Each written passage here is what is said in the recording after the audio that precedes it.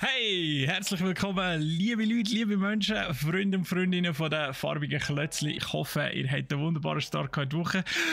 Ich bin ein bisschen spät, es tut mir Schüli leid. Und die Musik ist auch nicht gelaufen.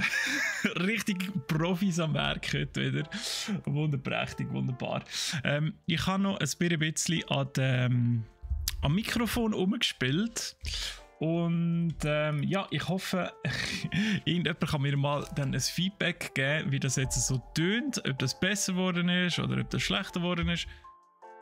Ja, wir werden es noch sehen, wie das so kommt. Vielleicht ein bisschen lauter noch. So, okay. Ja, vielleicht nicht gerade so laut. So, okay. Ja, weil ich bin einfach nicht ganz so zufrieden gewesen. Mal schauen, wie es jetzt ist. Interesting. Wie seid ihr so in die Woche gestartet? Ich weiß nicht, es ist immer so viel los und das Wetter macht einem ja fertig. Vorgestern geschneit, arschkalt. Irgendwie 20 cm Neuschnee angerührt. Dann gestern... Was ist Dienstag? Nein, warte, jetzt am Samstag hat es geschneit. Dann am Sonntag ist es wärmer geworden und gestern irgendwie mit dem T-Shirt auf der Terrasse. Liebe Leute, liebes Wetter, was geht hier ab? Also es ist ja abartig. Auf und ab, heute wieder Sturm, gestern Abend noch Gewitter, jetzt schifft es und seicht und kübelt oben runter. Weird, einfach nur weird das Ganze. Aber es ist ein wunderbares Wetter natürlich für uns zum drinnen hocken und ein bisschen klötzeln miteinander und eine gemütliche Zeit haben. Ich brauche mal ganz schön etwas zu trinken, das wie noch hin, Gesäckler. Sehr gut. Wird ja schon warm wieder. Es ist einfach schon Sommer hier, Leute. So, gut. Fertig lustig. Was machen wir heute? Wir machen das da. Wir machen erneut eine Runde. Clue! Hey, welcome! Schön, bist du wieder mit dabei. Wie geht's? Wir machen heute noch den Lunar Lander fertig. Und dann... Ja, das ist jetzt eben ein bisschen kritisch. Ich würde sagen, wir fangen noch ein bisschen an mit BMW, aber werden es nicht fertig machen. Und zwar, weil wir ja mit Bruchtal noch starten. Und da sage ich noch etwas vorweg. Nächste Woche findet kein Kleinbausteine-Stream statt. Es ist ein bisschen etwas Kurzfristiges dazwischen gekommen. Garo würde mich ja sonst aber vertreten, meine Chefin, oder? Aber die kann auch nicht, weil wir sind zusammen eingeladen als Special Screening von Dungeons and Dragons Honor of Thieves in Berlin. Mega geil, ist aus dem Nichts rausgekommen. Wird mega cool. Roter Teppich scheinbar. Wir müssen noch irgendwie uns anständig anlegen und ja, dort werden irgendwie die Regisseure werden da gewesen, Drehbuchautorin, Schauspieler, also Hauptrolle und so und 2 deutsche Synchronsprecher, einer davon ist der Gronk. Ich bin eigentlich nur im Gronk dort. Hey Spoo, Sally, grüß dich. Der Event übertragen, ja, wenn wir das dürften, ja, dann wäre nicht schlecht, ja. Aber vielleicht machen wir ein bisschen Videos, das könnte gut sein, dort wo wir dürfen, weil dann, ja, es hat so ganz viel Kleindrucks gehabt, haben wir müssen fast das NDA unterschreiben. Ja, weiss nicht, wie das näher wird kommen. Aber sehr aufregend, ich bin noch nie an so einem Special Screening gewesen, ich bin noch nie über einen roten Teppich hineingelaufen. Ja, why not? Vielleicht gibt es das Viertel mit dem Gronk, das wäre natürlich mein persönlicher Highlight. Ich meine, da siehst du sonst nie so viele Leute um sich herum. SCTLC, welcome. Einhorn, hallo zu dir rüber. Ja, und darum gibt es nächste Woche keinen Kleinbausteine-Stream. Mal schauen, ob wir vielleicht noch geschwind etwas einbauen können, so als Ersatz. Muss ich aber mal noch mit der Steffi schauen diese Woche, ob sie Zeit hat oder jemand von ihnen oder der Troy oder wer auch immer. Ja, wo dann kann einspringen für uns. Aber wir halten euch auf dem Laufenden, postet sicher im Discord, im Twitter und so weiter und so fort. Und dann sicher auch noch hier im Stream, sobald wir eine Lösung haben. Ist etwas kurzfristiges, aber ich glaube, ihr versteht es, wenn ihr so eine Möglichkeit bekommt, dann würdet ihr auch gehen. Gratis noch Film schauen. Wobei Ticket und Übernachtung dort kostet mehr wieder ein normales Kinoticket. Aber eigentlich mal dabei sein bei so etwas. Ja, jetzt wo so viele Leute da sind, wie ist das mit dem Mikrofon? Funktioniert das gut? Ich habe nämlich ganze 4 Filter reingehauen. Könnt ihr mir da mal ein bisschen Feedback geben, ob das gut tönt oder ob es scherbelt und kübelt oder ja. Bis jetzt tönt es tiptop. Okay, dann schauen wir doch mal. Ein bisschen kratzig. Das liegt glaube ich an mir. Und oben in der Mensa hat es unter anderem Kebab gegeben und der hat irgendwie so orientalisches Kräutli-Zeugs drauf gehabt. Das weiss ist mir irgendwie quer weg der Hals drauf. Ja. Darum könnte es an mir liegen. Kurz Filter raus. Ja, das ist eine gute Idee. Dann höre ich das. Ja, warte mal. Kommt es natürlich auch darauf an, oder welche Filter und so fort. Ja, vielleicht nicht Kamerafilter, sondern Mikrofon. Also, ich nehme ihn jetzt mal raus. So, und jetzt habe ich keinen Filter drin. Ist jetzt das besser oder schlechter? Kebab mit brennen wir die Kehlen aus. Ich weiss nicht, es war ein weirder Kebab. Es war einfach so ein weißes Brot mit Kräutchen und so. Das war nicht schlecht. Lauter ist es. Ja, das kann sein, weil ich habe keine Suppression. Dem klarer und lauter. Okay. Ja. Ich wollte einfach ein bisschen vermeiden, dass es die ganze Zeit entweder am Klippen ist oder da schüchtige Geräusche, wenn ich da... Das gehört ihr alles, oder? Auf dem Schreibtisch da ein bisschen rumtöpperle und so. Das Kratzen ist weg. Ja, ich muss mir das dann nachher mal noch anschauen mit dem Monitoring und so. Weil das habe ich jetzt kurz so angebrünzelt vorher. Das war vielleicht nicht die beste Idee gewesen, aber dann lassen wir es mal noch ohne. RTX Broadcast. Was ist das? Ich könnte doch mir nicht einfach so, was ist das? So Zeugs an Kopf rühren. Nvidia. KI-gestützte Sprache, aha. Okay.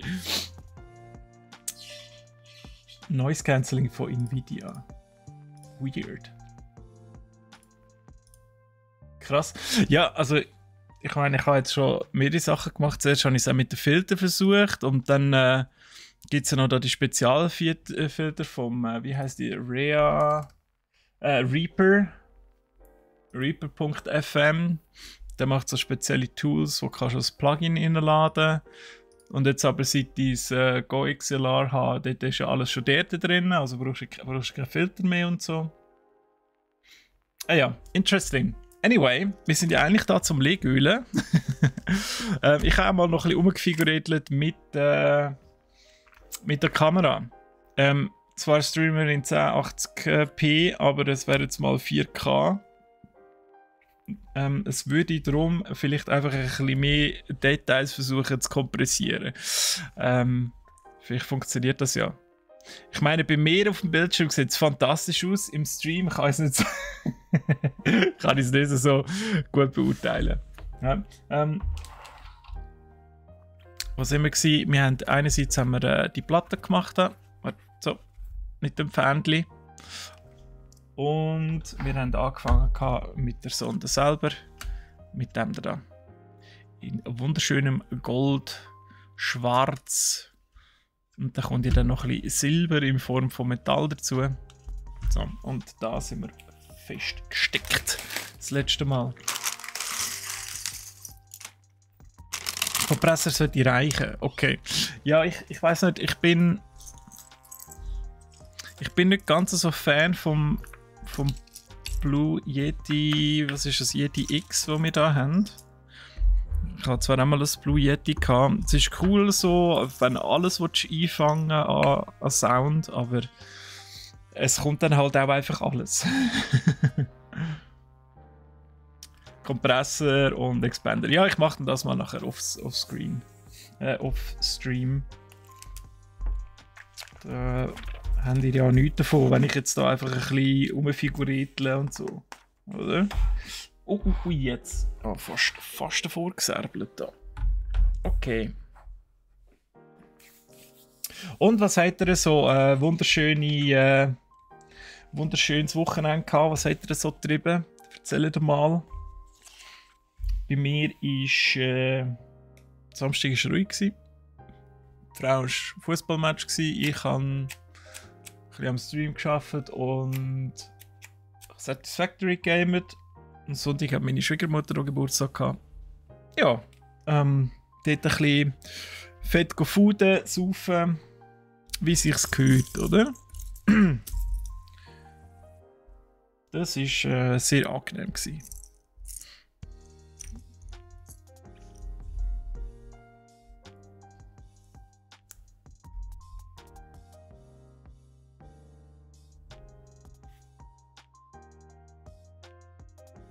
Der Hall, den ich aktuell habe.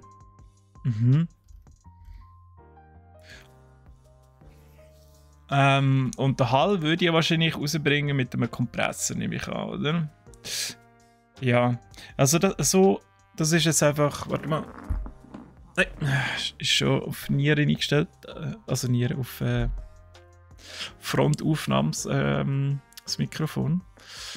Aber das wegen dem Hall kann ich jetzt gerade nicht einfach so ändern, ohne dass das jetzt unangenehm wird und zu einem Tech-Talk da.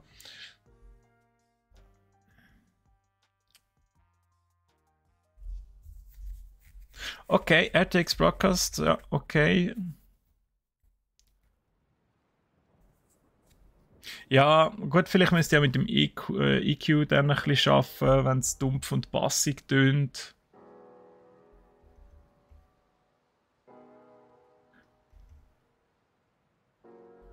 Hall von den Hintergrundgeräuschen.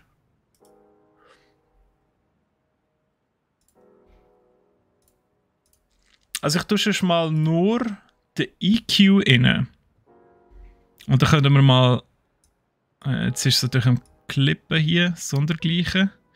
Können wir mal sagen, ob es mit dem EQ jetzt besser ist. Oder ob es jetzt wieder kratzt oder so.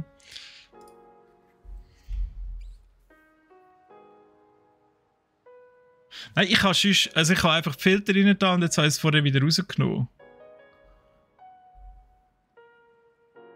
Also ich nehme es jetzt wieder raus. Ich habe sonst nichts gemacht im Fall. Am Mikrofon. Ich habe einfach die Filter rein da und jetzt habe ich es vorher wieder rausgenommen und sonst nichts. Aber ich kann es hier noch ein bisschen leisiger machen und dann da unten wieder ein bisschen lauter. So. Weil ich glaube, Steffi, weil die hat ja schon eine andere Stimme, die hat ja da ein bisschen an der Lautstärke rumgetrüllt, oder? Darum ist es nicht immer genau gleich. Und ja, ich tue mir jetzt das auch nicht notieren. Auch wenn das natürlich super professionell wäre, ja? Wenn man das würde notieren.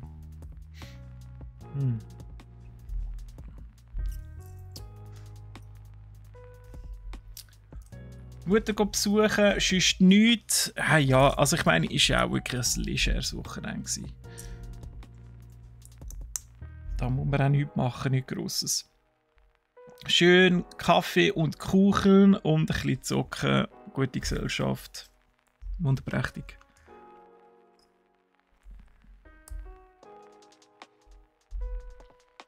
Eigene Mikrofonprofil, das ist auch eine gute Idee. Ich finde es schön. Also, kein Benutzerprofil. Nein. Also, wir haben das Benutzerprofil. Einfach für alles oder für die ganze Szenenverwaltung. Aber ich habe jetzt nicht ein eigenes Benutzerprofil. Also, wären mal schöne 5 Franken Investition in ein Camus auch schon, nur schon für die Webcam, dass die mal bleibt, oder? Und dann für das Mikrofonprofil, ja, könnte man ja eigentlich auch noch etwas einrichten. Einfach an und ab. Aber ja. Eben, professioneller kann man immer werden, oder? Aber wir sind noch ein bisschen davon entfernt. Und finde es aber auch cool, dass ihr so ein bisschen Inputs gebt zu dem.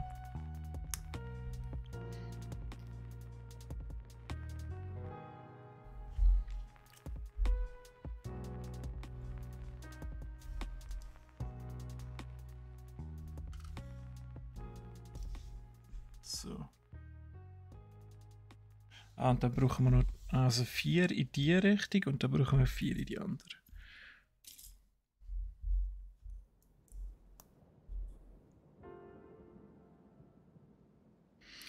Der Troy soll hier Studio einstellen. Ich habe meine Einstellungen die Heime sind gut.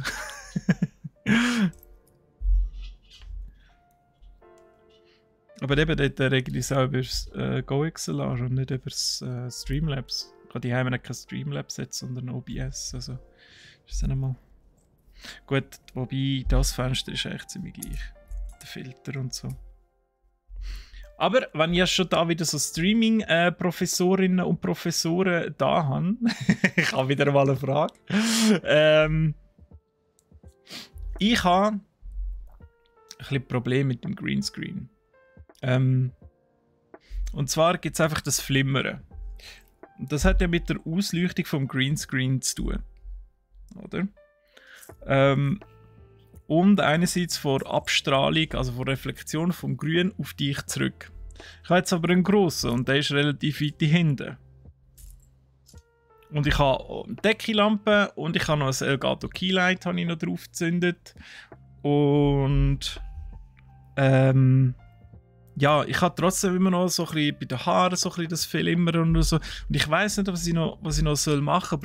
Brauche ich zwingend das Hairlight zum Beispiel? Noch mehr Licht. Hey, du kannst dort reinlaufen und hast das Gefühl, du bist wirklich so in einem Solarium da drin. Hey.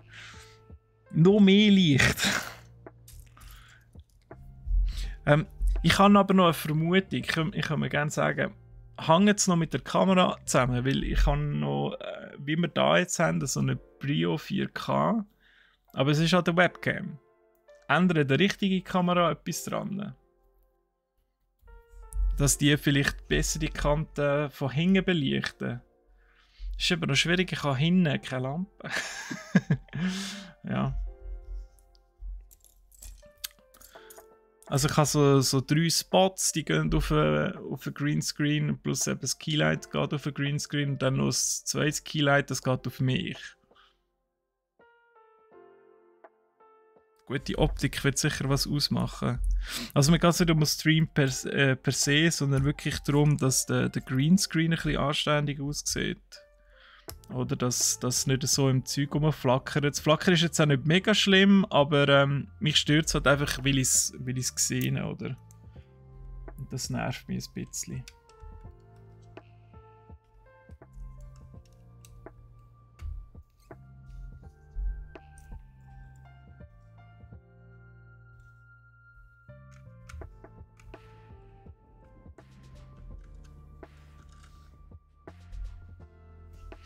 Aber eine gute Idee, Cluno, wegen dem Tech-Stream. Ja, wieso nicht? Ich finde eben, der Troy hätte da jetzt auch mit dem Barracks, zusammen ein bisschen den Streamer-Bot eingerichtet und so. Und dann könnt ihr mal ein bisschen zeigen, wie das mit dem Streamen so funktioniert und wie man das einstellt und so. Einfach so mal so quasi ein Walkthrough durch seinen Stream. Das wäre noch cool, ja. Würde vielleicht auch ein bisschen mehr Leute noch zum Streamen animieren. Hat ja nicht schon genug. Nein, aber für die Schweizer Community wäre es natürlich geil. Mhm.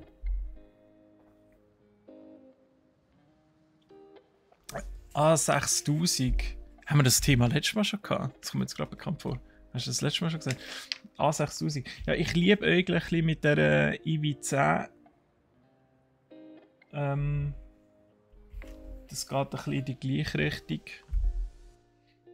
Hat zwar auch, wie sagt man den, A, P, C, S Sensor, keine Ahnung. Also nicht kein kleiner, aber ein grosser, so semi-professionell, aber kein Vollformat, whatever. Ich bekomme dazu noch zu wenig draus. Ich habe nur gelesen für Greenscreen irgendwie dass hier zum Beispiel so Kanten wie hier beim Stuhl Für das braucht es ein höherwertiges Supersampling, dass hier wirklich die einzelnen Bildpunkte eigentlich gut abgerechnet werden und es nicht so kleine Auren gibt, die dann eben grün sind und überschwappen, die zum Beispiel in Stuhl, wo eigentlich nicht sollte grün sein. Ja, und je besser man das will, desto mehr kostet das Zeug natürlich. Was nutzt du für eine Lampe? Also die Lampe ist einfach eine Deckenlampe mit 3 Spots. Und dann eben 2 Elgato Keylights. Ja, es kann schon eine Beleuchtung liegen, aber ich weiß einfach nicht, wo ich noch hin soll. Ich habe mal so ein Video. Jetzt wird es doch zu einem Tech Talk, es tut mir mega leid. Ich habe so ein Video geschaut und dort hat einer erklärt, wie man am besten einen Greenscreen ausleuchtet und wie man sich anstellt. Aber das kann ich nie und nimmer machen. Weil. Moment. Du müsstest eigentlich. Moment. Zwei frontal. Also dann hast du hier das Keylight und dann hast du das Filllight. Dann hast du hinten oben ein Hairlight, das dich vom Hintergrund absetzt und ein bisschen das Grün wegmacht. Und dann hast du 2 relativ scharfe Winkel Lichter, die auf den Greenscreen zünden und keinen Schatten werfen. Plus nochmal eigentlich auf der anderen Seite vom Hairlight nochmal ein Toplight, das auf den Greenscreen geht. Dann hättest du perfekte Ausleuchtung, aber das macht doch niemand. Also es gibt ja Leute, die schaffen das auch ohne, oder? Ja. Aber wahrscheinlich hat es schon irgendwie mit dem Licht zu tun, aber ich habe einfach die Hoffnung, dass man jemand sagt, ja, ich kaufe eine bessere Kamera und dann funktioniert es. Einfach die Bude aufräumen ohne Greenscreen. Ja, habe ich mir im Fall jetzt auch fast schon überlegt. Ja, es wäre einfacher, aber ich finde es einfach, für mich finde das so schön, wenn dich so kannst ins Gameplay reinschneiden und nicht noch irgendwie einen Frame drum hast und eigentlich dem, was während du gamest am wichtigsten ist, nämlich das Game, so viel Platz wie möglich ist. Oder?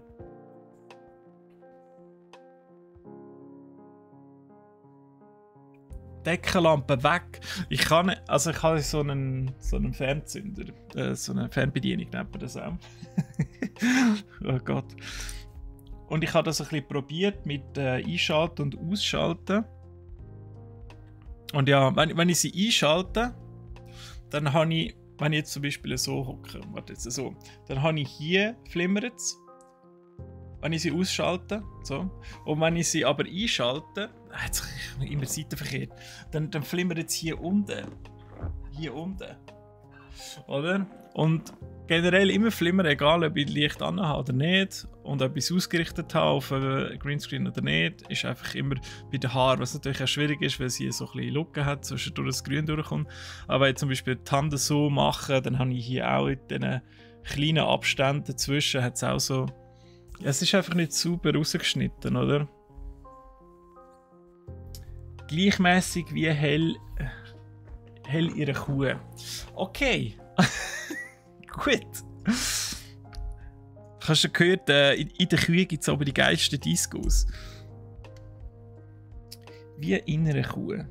Das ist auch so ein Schweizer Ausdruck. Das kannst du auch mit allem sagen. Hell in einer Kuh, dunkel wie in einer Kuh, keine Ahnung. Heiß wie in einer Kuh. Alles. Warte mal, das kann nur auf die eine Seite. Ja, sag doch da.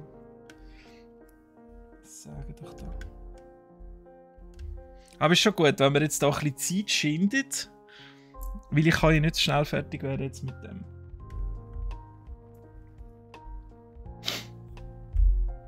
Das Buch hat gar keinen Greenscreen, von dem her Problem gelöst. Würde ich auch sagen. Ja.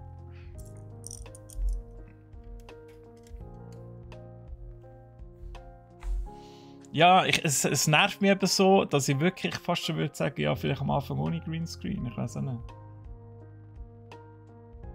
Das Flimmern kann auch durch die Deckenlampe kommen.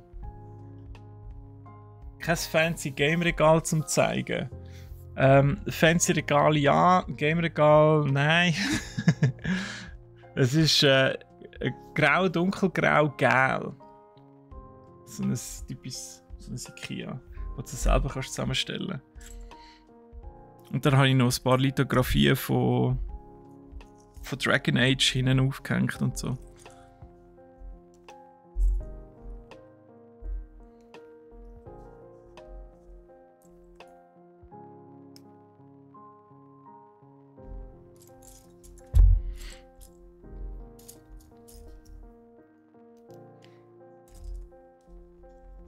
Ich finde, Greenscreen ist einfach so schön, so ein bisschen Magic, oder? Findet ihr nicht? Ich finde, das ist so richtig etwas Magisches.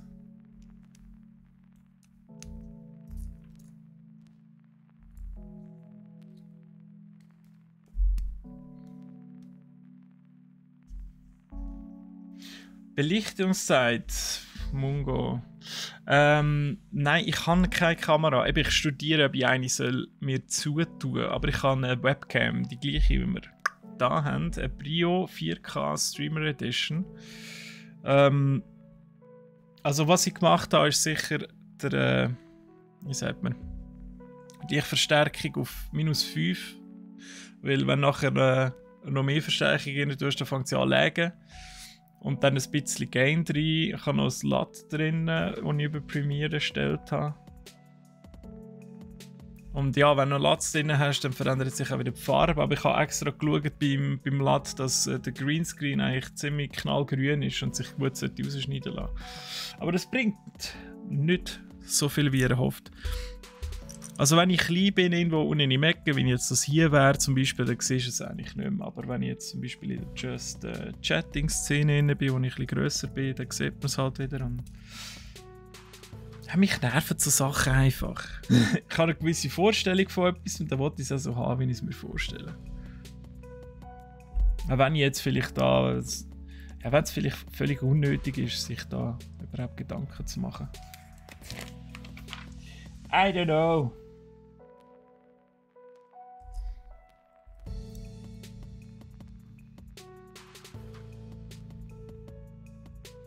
Das Boote die gleichen Probleme, wenn sie ein Greenscreen hat, okay.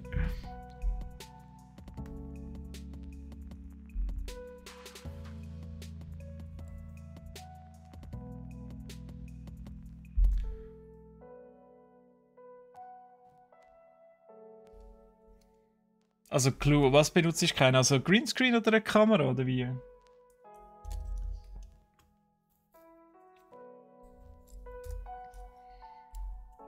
Greenscreen.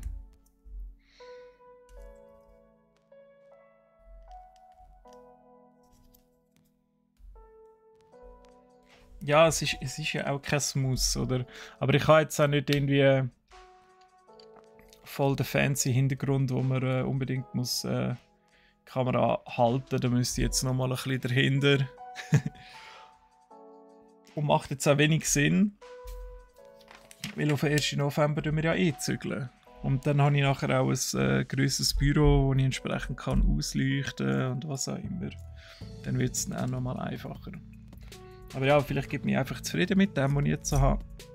Und man sieht halt, dass es noch nicht profimäßig ist, aber auf einem guten Weg. Ich meine, man sollte ja auch die Anforderungen an sich selber gerade am Anfang auch nicht gerade übersteuern, sondern überhaupt einfach mal anfangen, oder? Aber ich habe mir jetzt gesagt, auf Anfang April. Ich hoffe, Petra, also Pikalicious, die schafft es fertig bis dann.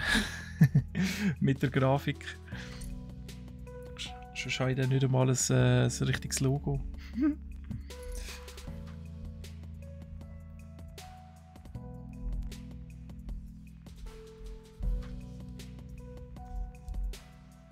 So. Freut ihr euch schon auf Fantasy Basel? Kommen wir auch alle?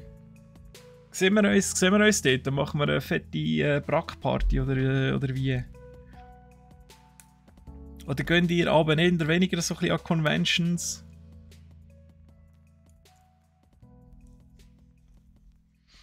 Ich muss noch sagen, ja, ich sag das dann, aber ich wollte jetzt da nicht irgendwie Followers abgreifen oder was auch immer. Aber ich tue es dann irgendwo schon mal sagen, wenn ich dann online würde gehen. Ja. Und die Bock haben, mal reinzuschauen, die können dann reinschauen. Up to you.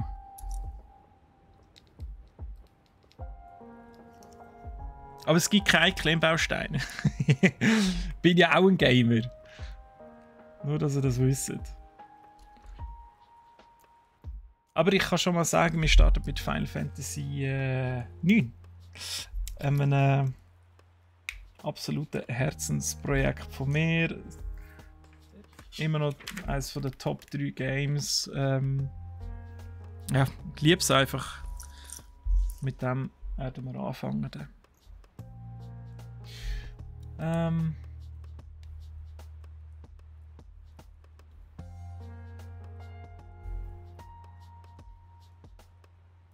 Gehe der an die Minicom in Luzern? Was ist denn die Minicon in Luzern? Das wäre ja neben mir. Das habe ich jetzt noch nie gehört. Also ist das so Mini Anime Manga Gaming Convention oder was? Mal, ich habe einen Discord, der ist schon ready.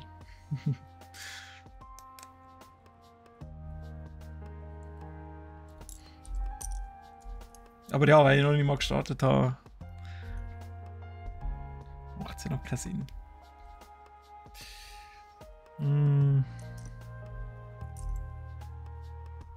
Jede Menge reduzierte Games, gönn dir. Okay.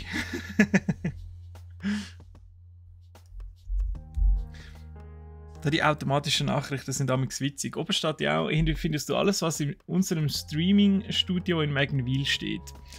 Ist euch aufgefallen, dass es hier... Hey, ich kann auch einen krummen Finger haben. Es sieht aus, ey. Also... Oh mein Gott. Anyway, da hinten ein Super Nintendo Game, nämlich Donkey Kong Country steht, Nintendo 64 Mario Kart. Ah, und NES auch noch. Super Mario Brothers, Airwolf, von Super Nintendo, also Asterix. Also gemäß dem Shoutout hier von uns, der Ankündigung von uns, könnt ihr NES, SNES, N64, alles. Gibt's alles bei uns. Alles kaufen, los. Let's go.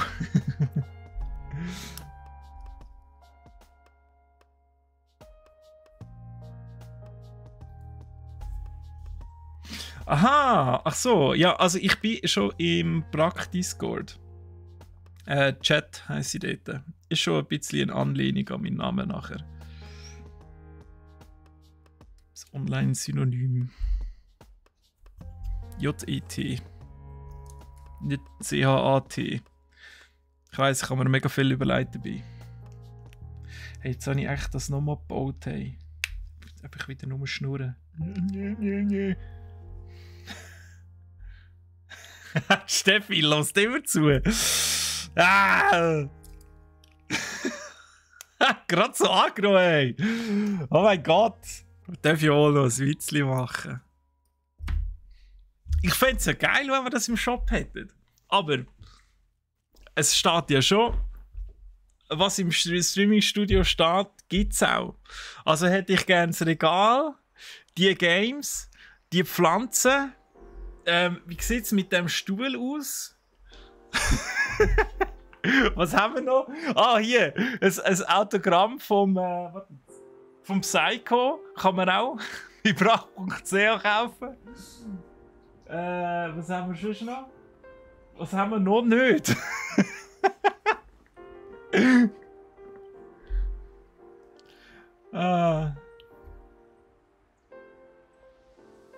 Minicon.ch ist ein Comic-Con. Ah, witzig. Minicon.ch. Cool. Habe ich nicht gewusst. Was kostet denn das Ticket? 5 Franken. 100 Stutz für das Super Nerd-Ticket. Das Tagesticket 15. Krass. Ja, was gibt's da? Cosplay-Contest? Nice. Habe ich gar nicht gewusst, dass wir in Luzern eine Comic-Con haben. Das ist tragisch eigentlich, dass ich nebendran wohne und das nicht weiss. Zeugt von schlechter Werbung. Du hättest sonst gerne einen neuen Gaming-PC. Wenn in der Nacht da reinkommst, da unter meinem Pult hat es einen, einfach mitnehmen, niemandem etwas sagen, okay?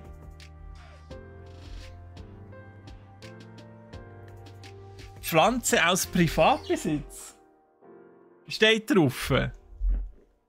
Aber wenn sie Privatbesitz ist, dann habe ich eigentlich die Entschuldigung dafür, warum ich die nicht immer gieße, oder? Weil es ist ja nicht meine, dann muss ich sie auch nicht gießen. Also wenn sie stirbt, ist sie alleine ein Fehler, Steffi, oder? Oder sehe ich das sehe ich richtig, oder?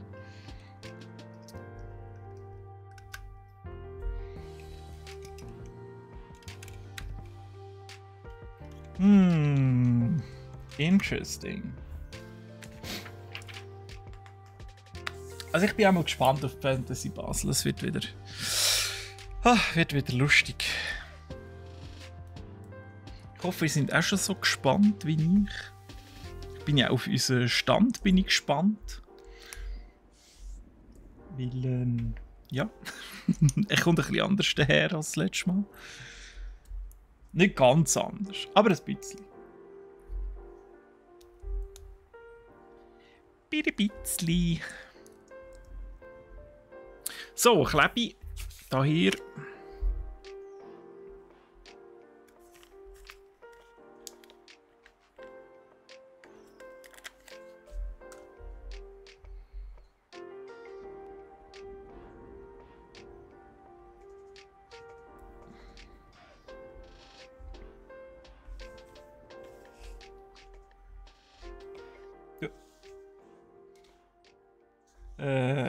So.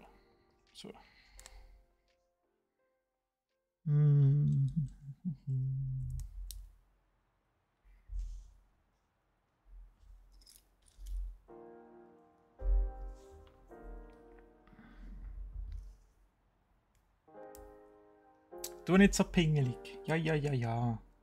Entschuldigung.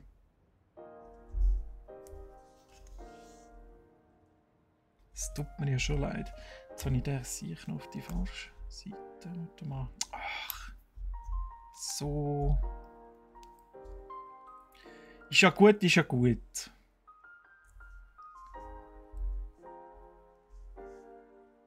wollte einfach nicht verantwortlich gemacht werden, falls die Pflanze da hinten stirbt. Aufbauanleitung vernuscht. What? Welche? Die da? Von welcher Aufbauanleitung? Redsch?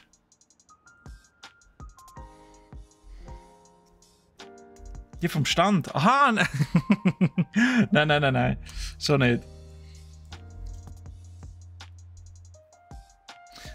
Nein, wir machen es einfach ein bisschen anders. Also das war ja ein bewusster Entscheid. Sie hat nicht immer gleich ausgesehen. Nein. Also es ist schon bewusst so.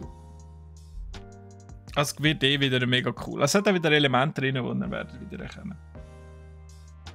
Ich sehe es ja dann. Wird cool. Coolio. So, jetzt tun wir den Kite hier mal aufstellen, würde ich sagen. He?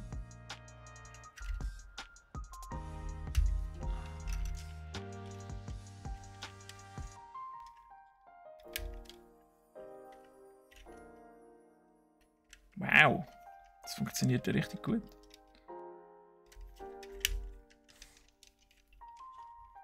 Ja, also wenn ihr euch dann wollt, über das Konzept vom Stand irgendwie beschweren, könnt ihr euch dann direkt an Nico wenden. Also es sind natürlich noch andere beteiligt dran, aber er ist so quasi federführend, oder? Also wenn ihr nicht zufrieden seid, dann einfach direkt ins Gesicht am besten. So, da die Tellerli da. Es sieht also noch nicht so stabil aus. Da kommt ja auch noch etwas an.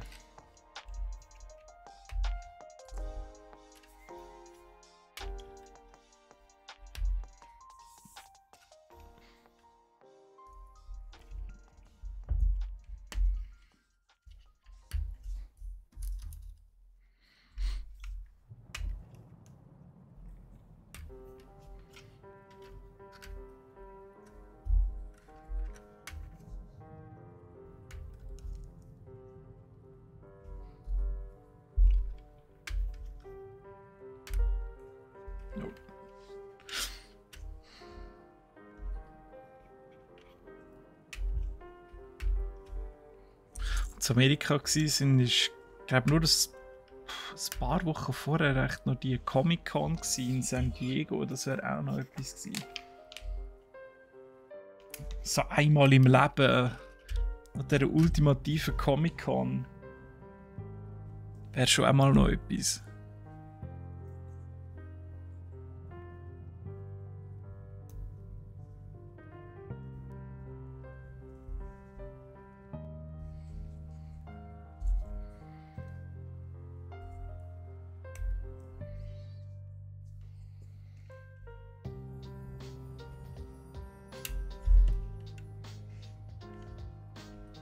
Warte, jetzt hat es da unten einen Bildschirm oder so? Oder ist das einfach eine Plakette? Und die Leiter kommt drüber runter? Was auch immer das ist. Das wäre jetzt noch cool gewesen, wäre das irgendwo in der Anleitung. Ups, oh tschüss. In der Anleitung gestanden, was das genau ist.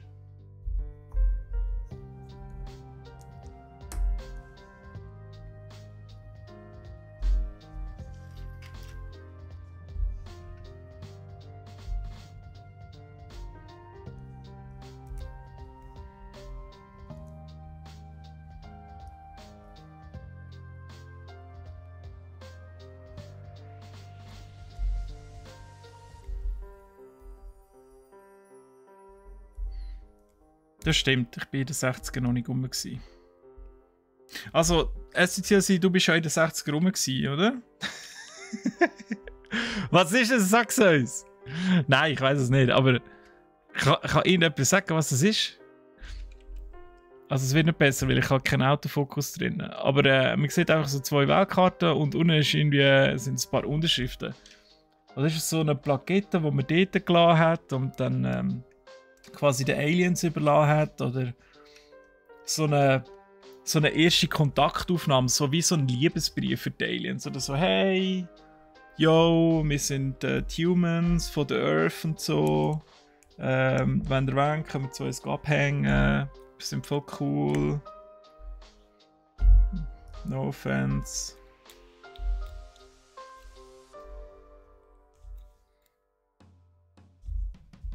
Ah! Also wenn man aus würgen, ist es meistens nicht richtig, oder? So.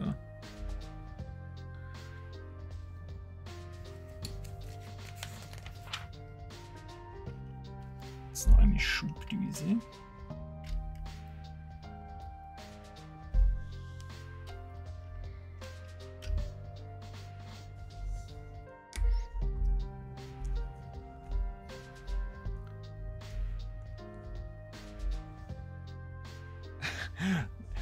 Also sie vermutet, es ist so eine Infotafel, wer den Abfall auf den Mond geschossen hat.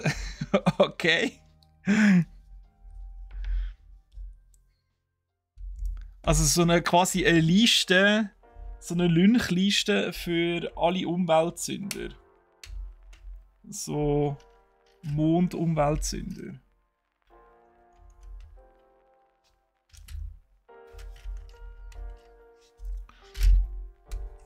Hey, ich habe hier ein Mars fallen lassen und ich ein Milky Way. Und so.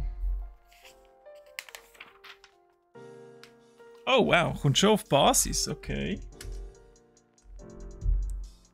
Ist jetzt aber early. Also, warte jetzt. Das ist ja voll gut, das macht ja voll Sinn. Da hat sie da die runden Aussparungen. Und da rutscht das dann auch nicht so richtig weg. Hier. Aber natürlich muss man sich heben, wenn man es anhebt. So sieht das einfach aus. Jetzt fehlt noch der Deckel. Und also der muss jetzt fast hier an dieser Leiter hier hängen, oder? Es geht nicht. Warte, vielleicht wenn ich die anders schon drehe. Nein, es wird auch nicht besser. Dann muss er sich halt einfach so heben. Whee!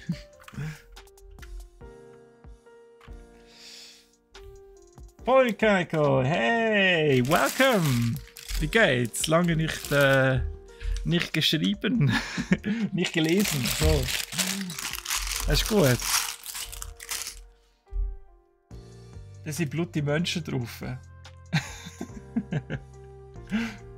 Mein Gott, was ist das für ein Emote, Polly? Hä? Ist das ein Knie oder ein Ellbogen neben dem Maul oder was? Okay. Bitte immer in den Ellbogen nüssen, das habe ich ja schon gehört, ja. Basisinformationen für eine allfällige Invasion. Kleben es überall dran, wenn es etwas... Jetzt auch schiessen. Was? Wenn es etwas ins Au schiessen. Also, ja. Dialekte. Schwierig, aber. Das ist aber noch geil. Ja, aber stimmt, ja. Also ich habe das auch schon mitbekommen. Oder irgendwie. Ist das jetzt ein Film oder eine Serie gewesen? Nein, warte mal. Entschuldigung. Big Bang Theory haben sie ja wirklich einmal. Das Projekt gibt es ja wirklich. Studien angestellt gehabt, wie sollten wir am besten den Erstkontakt aufbauen. Also wenn wir so eine Sonde ins All schiessen, so für den Erstkontakt, ja, wir können nicht annehmen, dass die jetzt Schweizerdeutsch lesen oder was auch immer. Ja, wie macht man das dann mit Audio, visuell, haptisch, Sensorik, was auch immer? Wie tun wir das genau vermitteln, oder? Dass wir da sind und wo wir sind und so. Das finde ich recht cool, ja. Also ich meine, du kannst ja nicht einfach auf eine Serviette aus einem Kaffee draufschreiben, so Love you, see you on Earth, peace. Ellbogen lecker. Nein! Wirklich nicht. Aber ich ziehe meinen Hut, wenn du kannst deinen eigenen Ellbogen lecken in dem Fall. Nicht schlecht.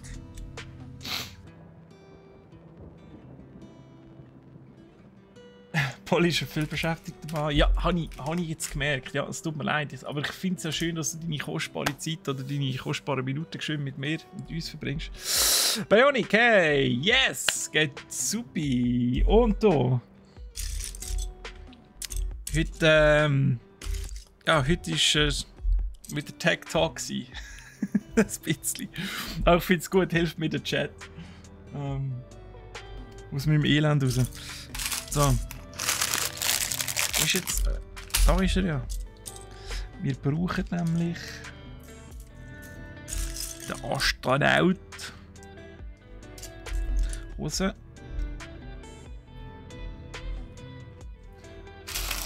Da sind auch noch Teile drin. Ja. Also man hätte es nochmal unterteilen können. Das 4 ist jetzt ein bisschen gar gross.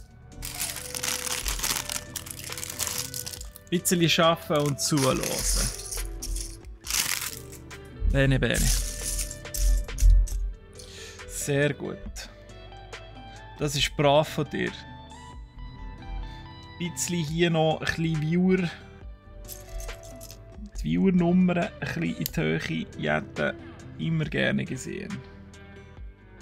So, dann platzieren wir jetzt einfach irgendwo.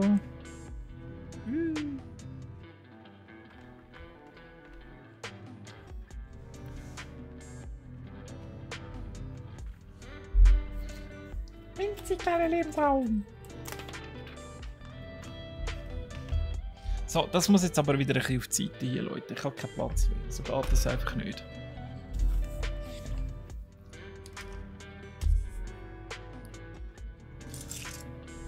Jesus! Oh mein Gott! Oh Gott, what a Psycho im Haus!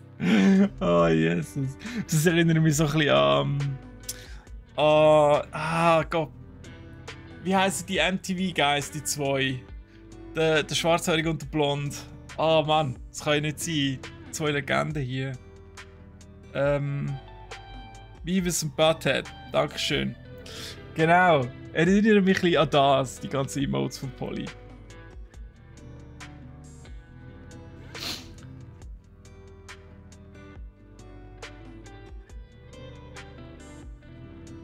Was für Projekte bei mir bei Brack anstehen? Gute Frage. Buckhead. Also einerseits natürlich das ganze Outdoor-Thema ist gerade sehr präsent, oder? Ich meine, wir müssen jetzt schon... Also Bestellungen sind schon weitestgehend draussen, aber vielleicht noch ein paar Sachen zum Erweitern. Ja, irgendwo, wo wir ja Frühling und Sommer noch ein bisschen besser durchplanen. Dass die auch coole Sachen haben zum Spielen und machen, unternehmen und tun. Und kaufen vor allem. Kaufen. Bei uns. Also das ist gerade ein grosses Fokusthema. Was habe ich sonst noch? Lego ist gerade gut. Alle Artikel endlich mal neu durchkalkuliert. Ich hoffe, ihr freut euch. Ein paar Sachen sind ein bisschen runtergekommen oder haben sich normalisiert im Preis oder so.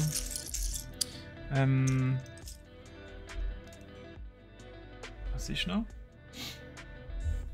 So ist es noch so. Also ich habe ganz viel, aber gerade so eben so prägnant jetzt gerade.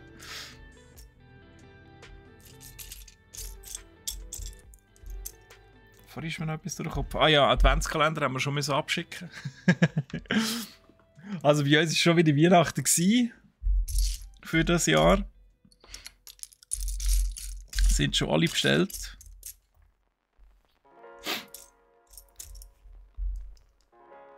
Adventskalender, ja, die gehen immer schon Anfangsjahr, gerade nach Weihnachten fast schon, werden die bestellt, so bis Ende Februar. Ich muss mir vorstellen, es sind so viele, oder? Die müssen ja alle produziert werden und alles muss irgendwie zusammengekauft werden und von der ganzen Welt irgendwo, bei diesen Marken, die ein bisschen grösser sind, muss man die ganzen Nachfragen abklären, oder?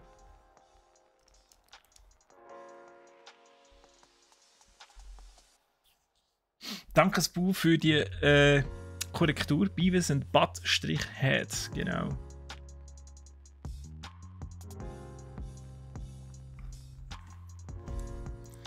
Mit dem Steam Deck bin ich genug entleert worden. Also wie jetzt? Also hilft das einem mit dem Stuhlgang oder wie? Also ich weiss, ein Steam Deck hat extrem viel.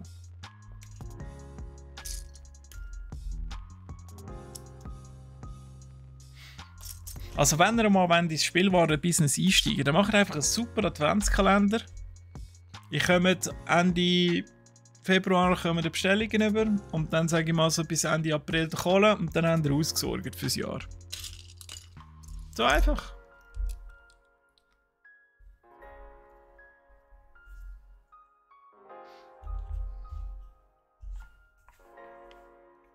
Also wir machen die Adventskalender nicht selber. Wir müssen es auch bestellen. Wir müssen es auch schon zahlen. Aber ja, stellt euch vor, wir hätten keinen Exit-Adventskalender. Das ist ja etwa der, der jedes Mal explodiert und überall immer ausverkauft ist.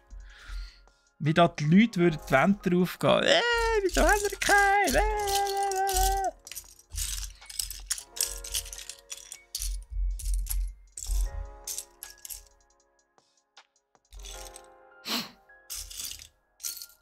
Fällt mir ein, einer ist noch ausstehend. Und zwar genau der. Den muss ich jetzt noch bestellen. Bis übermorgen. Aber da warte ich noch auf das Feedback.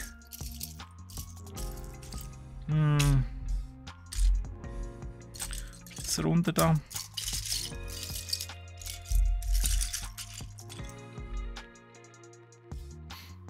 Oh, Schweppes!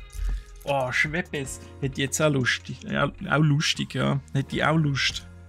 So richtig schön eiskalt. Mit Eis noch drinnen. Am besten als Glasse.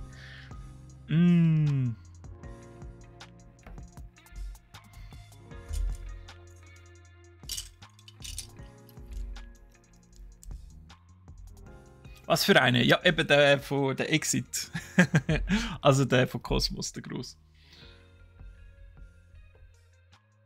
Brack sollte ich lieber herstellen. Der Markt ist eben schon auch noch gleich ein bisschen gesättigt. Und da musst du ein mega gutes Konzept haben, dass wirklich etwas, eben wie der Cosmos Exit Kalender, ist einfach... Die Leute reissen dir fast schon aus den Händen, oder? Einfach weil Exit selber schon so gut ankommt und dann noch als Adventskalender jeden Tag quasi ein neues Mini-Rätsel, ist halt schon cool. Aber ja, jetzt da Adventskalender und überall das Schöckli drin, ich meine, mit dem kannst du verreisen, oder? Ah, Bitterlemon. Ah, Bitterlemon ist ja geil. Oh. Ist auch geil.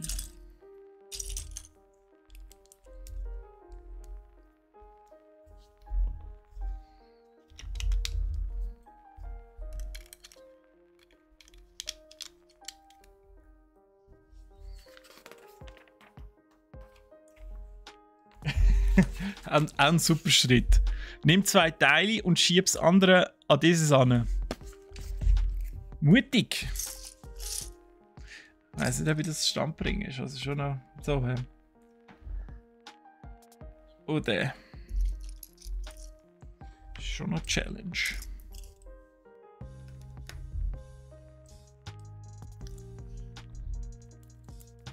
Mungo bekommt schon genug Adventskalender als Werbegeschenk. Mein Beileid. Das ist aber schon so, gell? Also ich bin mir sicher, auch für die kein Werbegeschenk bekommen, aber so Adventskalender oder allgemein Schöckeli zu Weihnachten. Irgendwann kannst du einfach nicht mehr und dann gammelt das irgendwo im Schrank umeinander, oder? Und dann jetzt gerade am Wochenende wieder eine Tafel Schoki gefunden, so eine spezielle, so Weihnachtsschoki eigentlich. Aber die vom Ablaufdatum her müssen die vorletztes Jahr mal geschenkt bekommen haben. Die ist einfach dort irgendwo verschwunden. Niemand hat es mehr gesehen oder daran gedacht. Ja.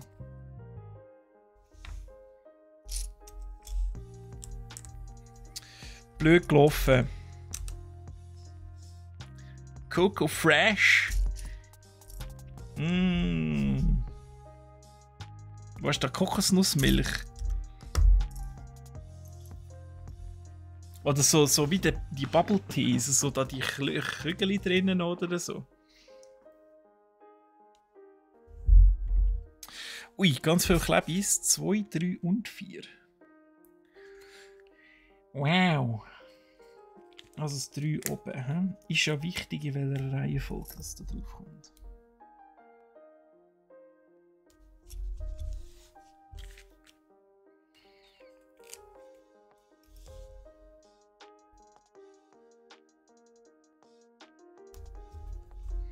Hey, seht ihr, wie ich das gerade draufklebe?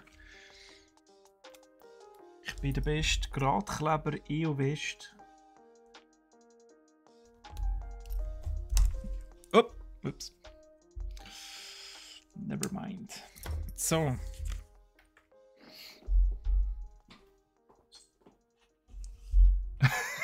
Sie hat Erfahrung mit der Schokihasen, werden dünn und lösen sich mit der Zeit auf. What? Also wie, die verdunsten einfach. Oder wie funktioniert werden dünn und lösen sich mit der Zeit auf. Ich habe schon lange keine Schokihasen mehr bekommen, kommt mir da in den Sinn. Ausser da die Goldhasen, da gibt es etwa die mal eins, weil es irgendwo auf dem Tisch war.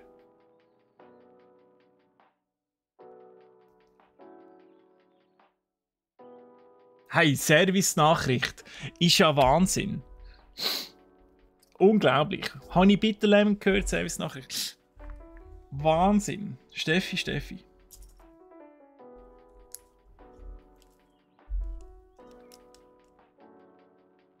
Schoko Fresh. Ah, nein, das sind ja nicht die... wirklich, die Happy Hippo gibt es nicht mehr. Die heißt jetzt Schoko Fresh. Ich habe irgendwie Coco Fresh gelesen. Schoko Fresh. Tatsächlich. Das sind Hippos. Wieso heißen die nicht mehr Happy Hippo? Ist Greenpeace gekommen und hat gesagt, man darf keine Nashörner essen. Die sind vom Aussterben bedroht.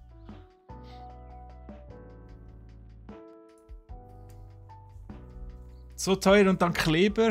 Ja. Ich weiss, es ist halt das Erwachsenen-Lego-Modell, dann ist es ein bisschen teurer. Aber es gibt auch Unterschiede.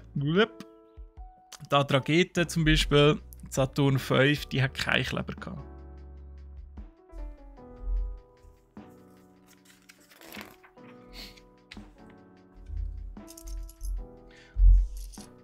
Bruchtal kommt ja jetzt dann auch noch an. Das heisst, übernächste Woche, wenn wir wieder Klemmbausteine regulär machen, machen wir garantiert Bruchtal. Ist jetzt völlig wurscht, was da sonst noch kommt. Es sind gleich noch viele Teile und es ist schon 10. Ich komme wieder nicht vom Fleck. Hippo ist ein Nilpferd, kein Nashorn, das ist absolut richtig. Danke für die Korrektur, Finchen. Und Sally, stimmt, kein Detail. Oh, schau, da hat noch jemand fast eine Familie geschaut. Das ist schon das Highlight. Kennt das jemand noch von euch? Fast eine Familie mit dem Martin Schenk. Oh, Schenkel? Nein, Schenk, glaube ich. Ist ja leider verstorben. Aber er hat immer gesagt, kein Detail.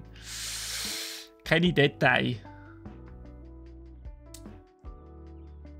Schokofresh hat früher Professor Reno geheißen. Happy Hippo ist ein anderes Produkt. Ah, was? Ui, jetzt hat aber einer das Fenster zugeklopft. Okay, ist aber ganz sicher zu. Also, warte jetzt. Happy Hippo. Kann ich das euch zeigen da?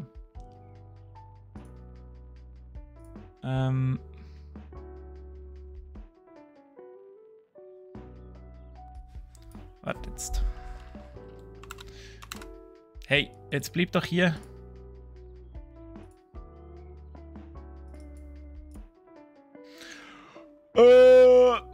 Oh, Paloma. So. Jetzt seht ihr das halt. So. Happy Hippo. Oder? Also, das ist es. Das ist ja nochmal etwas anderes. Das habe ich noch nie in meinem Leben. Habt ihr das schon mal gegessen? Und dann in Weiss auch noch. Mit Haselnuss. Okay. Und das andere ist Happy. Nein, warte jetzt. Was? Schoko Fresh. Also, das ist ja wirklich ein Nilpferd. He? Aber das da ist ein Rhinoceros. Schoko Fresh. Und da gibt es noch was? Professor Kinder. Prof Rhino. Ja, mit ca. Kinder. Unbedingt. Was? Nein, was ist das? Dr. Med? Sicher nicht. Das ist wahrscheinlich so oldschool gewesen. Aber das heisst jetzt Choco Fresh. Gut. Wunderschön. Schön haben wir das geklärt. Okay, ich habe jetzt einfach ganz frech hier das drüber geklopft, das Screen Capture. Ich hoffe, ihr nehmt das nicht übel. Fenster zu, Scheibe draussen. I can confirm.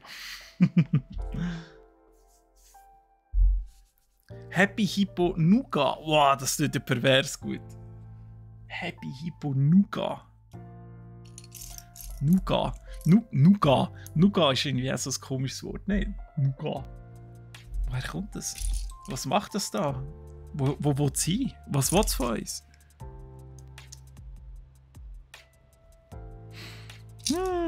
So viele Fragen.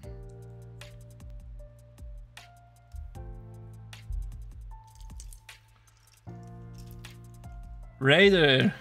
Also das Raider. wie die Schweizer gesagt haben, das Raider. Also das ist sogar noch bei mir vorbei. Ich glaube, das wäre gerade so eine Generation vor mir, die noch das Raider kennt hat. Weil meine Schwiegereltern zum Beispiel sagen immer noch, hast du mir noch ein Raider oder so. Kaufst du mir noch ein Raider? Chocofresh hat keine Nashornform, aber es hat ganz ein bisschen so ein Näseli. So ein Mini-Horn. Oder ist das schon einfach so ein Auswuchs? Nur so komische Dinger. Ja, was sind denn die Dinger? Mysterium. Nach Mysterium. Das ist doch wirklich verwunderlich. Aber wieso darf es dann kein mehr sein? Eben, weil es vom Aussterben bedroht ist und man die isst, oder was? Also dürfen wir dann auch keine Osterhasen mehr essen? Oder ist das wieder okay?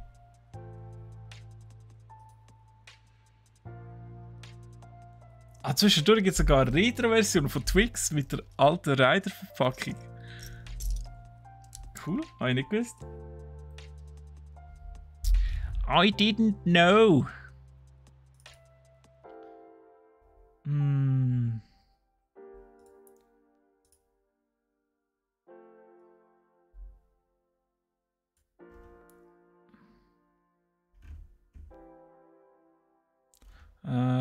Also, wie sieht denn das aus?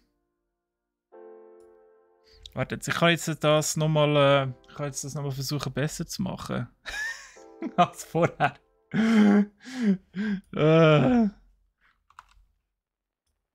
Also, Twix, ein Reiter. Ein Reiter. Aber das sieht ja genau gleich aus. Oder? Also. Ah, warte, jetzt habe ich noch das falsche. Also, das sieht ja wirklich so gut wie gleich aus. Gut, wenn man da im Vergleich das sieht, dann ist das Twix ein bisschen goldiger noch. Aber wieso hat man sich überhaupt entschieden, das umzubenennen? Einfach, weil das so. Weil Raider ein bisschen negativ behaftet sind oder so.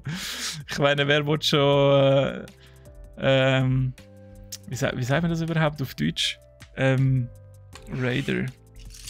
Also so ein Überfall, oder? Überfäller. Überfäller und Überfällerinnen. Wer kennt sie nicht?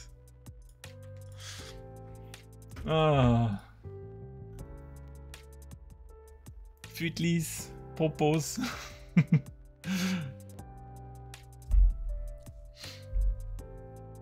Ja, ich hätte schon müssen. Ja, Rider kenne ich nicht. Also ich weiß einfach, dass meine Schwiegereltern das kennen. Aber ich bin nicht mit Rider aufgewachsen. Ich bin 35, falls das hilft zum Einordnen. Aber ich kenne es wirklich nicht. Ich weiß nur, dass es vorher so geheißen hat.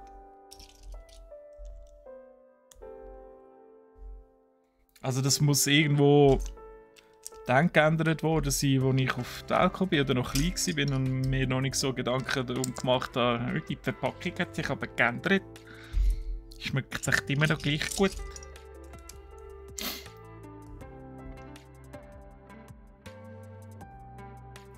Wie alt sind ich, dass ich gemerkt habe, dass Kinderpinguin heisst und nicht Pinguin. Kinderpinguin. Gute Idee.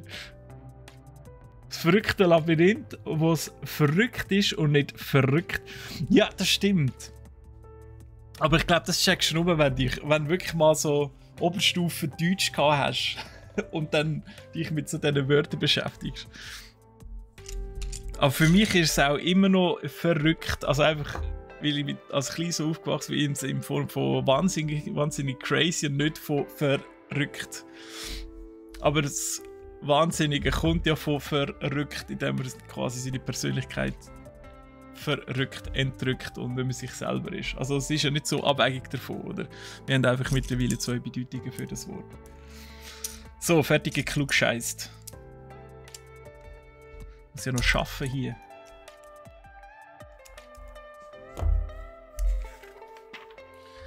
Ew.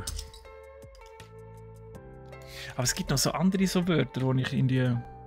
Mir fällt es einfach gar nicht ein. Kommt mir gar nicht in den Sinn. Deutsch.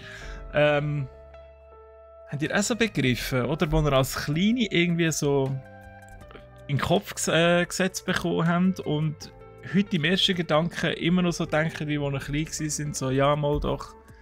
Eigentlich hat es für mich eine andere Bedeutung, einen anderen Sinn oder so. Ah, und ich habe etwas, wo ich immer wieder so zuerst an dieses denke und dann an das andere, aber jetzt kommt es so natürlich nicht in den Sinn. Ja, vielleicht kommt es ja dann noch, dann würde ich so sagen. Aber ich finde, als Kind hat man immer so gewisse Vorstellungen von, ja, von was das Wort bedeutet, oder? Ich bin auch mal so richtig grossgekotzt in Haag. Den gibt es ja heute noch. Haag. Darf ich jetzt nicht noch sagen wegen der Endung, Konkurrenz und so. Aber anyway, Es kommt ja etwas Negatives jetzt. Ich habe dort meinen allerersten PC zusammenstellen lassen, noch, bevor ich dann selber das Ganze gemacht habe. Nein, stimmt nicht. Stimmt. Mein allererster PC, den ich selber zusammengebaut habe, hat irgendeinen Fehler gehabt oder so. Aber ich weiß nicht, was es war. Aber ich bin noch zu klein, um das richtig zu begreifen. Also bin ich zurück in Haag, wo ich das Zeug gekauft habe. Und dann dort wirklich irgendwie den Gross markieren und so. Ja, das Zeug, das ist doch nicht miteinander kompatibel und so. Also wirklich sehr aufgeführt und nebendran meine Mutter oder einfach noch so. Oh Gott, was habe ich da nur angezüchtet? Hey, nein, ist das wirklich meine? Hey? Und nachher hat meine Mutter dann draussen im Auto gesagt, hey, nein, also das kannst du jetzt einfach nicht mehr bringen, das war einfach nur peinlich gewesen. Das heisst auch nicht kompatibel, sondern kompatibel. Also, ich einfach, okay. Okay. Aber einfach dort mal schön wichtig markiert. Und der hinter der Theke hat wahrscheinlich auch gedacht, hey komm, wer bist du, kleiner Krebs, hau ab. Oder nicht?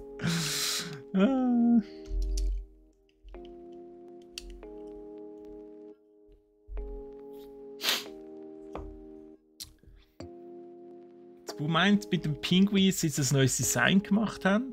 Von der Verpackung her? Aha. Das habe ich gar nicht so mitbekommen. Ich habe schon sehr lange das Pinguin mehr gehabt. Aber ja, ich meine, es fehlt ja nur das N, also wieso sollte man das nicht an Pinguin anlehnen?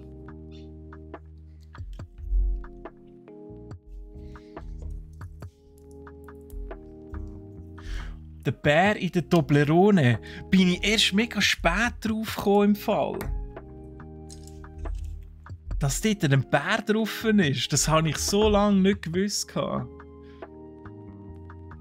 Aber ganz krass finde ich ja, dass sie jetzt das Matterhorn dran nehmen, weil es nicht mehr in der Schweiz produziert wird. Das finde ich eigentlich das Schlimmste. Also eigentlich so die Schweizer Schoki oder die Schoki, die ein bisschen für die Schweiz steht, wegen Matterhorn. Nebst irgendwie Lindor-Kugeln von Lind. Fällt einfach weg mit seinem Matterhorn. Ich meine, nachher ist es einfach ein goldiges Dreieck mit einer roten Schrift. Oder?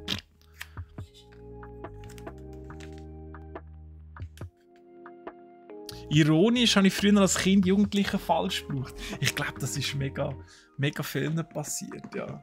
Also allgemein so die sprachlichen oder die so ein bisschen Sprach- und Ausdrucksweise beschreiben, eben ironisch. Ich habe lange nicht gewusst, irgendwie konservativ oder so. Oder was ist etwas.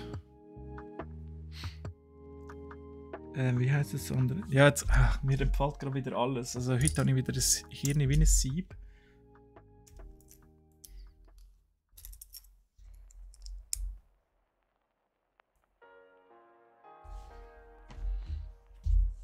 Aber es ist ja schwierig, oder? Ich meine, man kommt die Wörter vor den Latz geknallt über.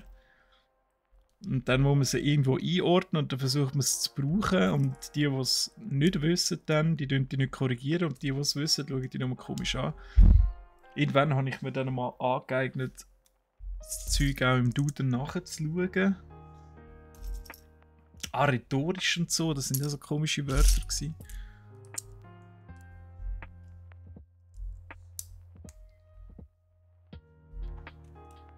Aber als Kind, ja, ironisch.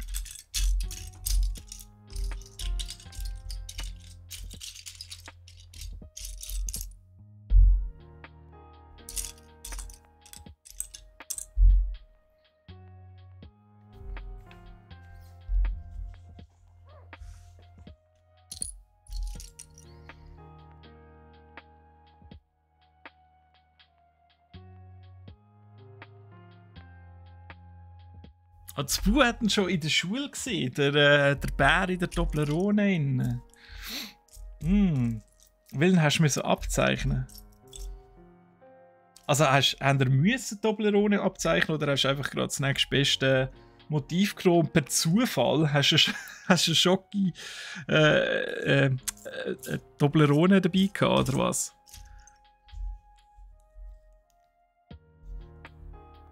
Imponieren, pragmatisch. Auch krasse Wörter, ja, absolut. Ja, es sind so ein bisschen die Fremdwörter, oder?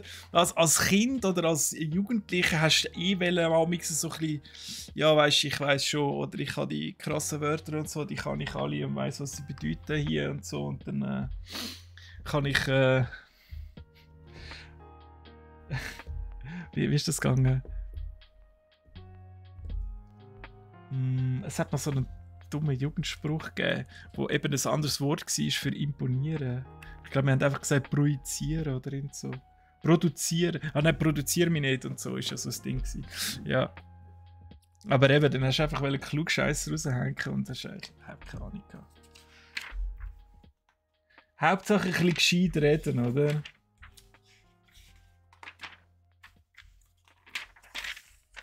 Hey, und nochmal von vorne anfangen.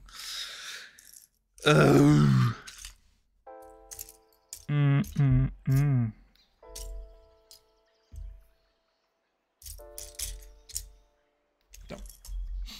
Habe ich dich.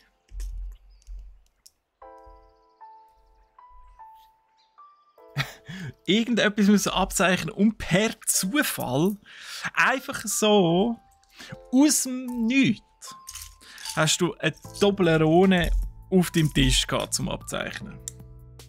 Ist aber nicht irgendwie der erste Schultag, wo du noch so eine Süßigkeiten-Tüte bekommen hast, oder? Also ich glaube, ich habe nie Toblerone an der Schule gehabt. Was macht die Toblerone? Schoki, ja, aber Toblerone. Du, ich bin jetzt nicht so random.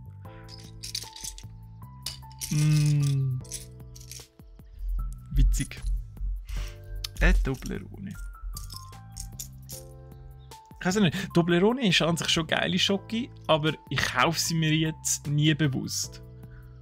Oder auch, sonst, wenn ich Schoki kaufe ich keine Toblerone, aber wenn es irgendwo mal geht, oder da die Mini-Toblerone, so in dieser gelben Verpackung, wo irgendwie so 3 Zacken sind oder so, die sind auch noch geil. Dann hast du mal wieder Toblerone gehabt.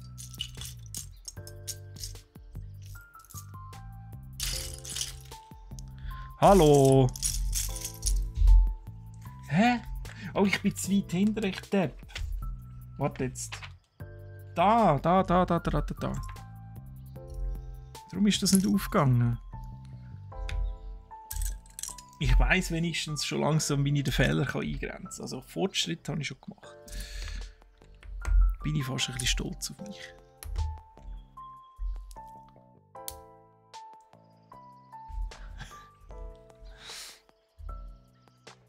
Das Bauer vielleicht gerade eine Phase gehabt, wo sie gerne Toblerone hatte. Ja, maybe.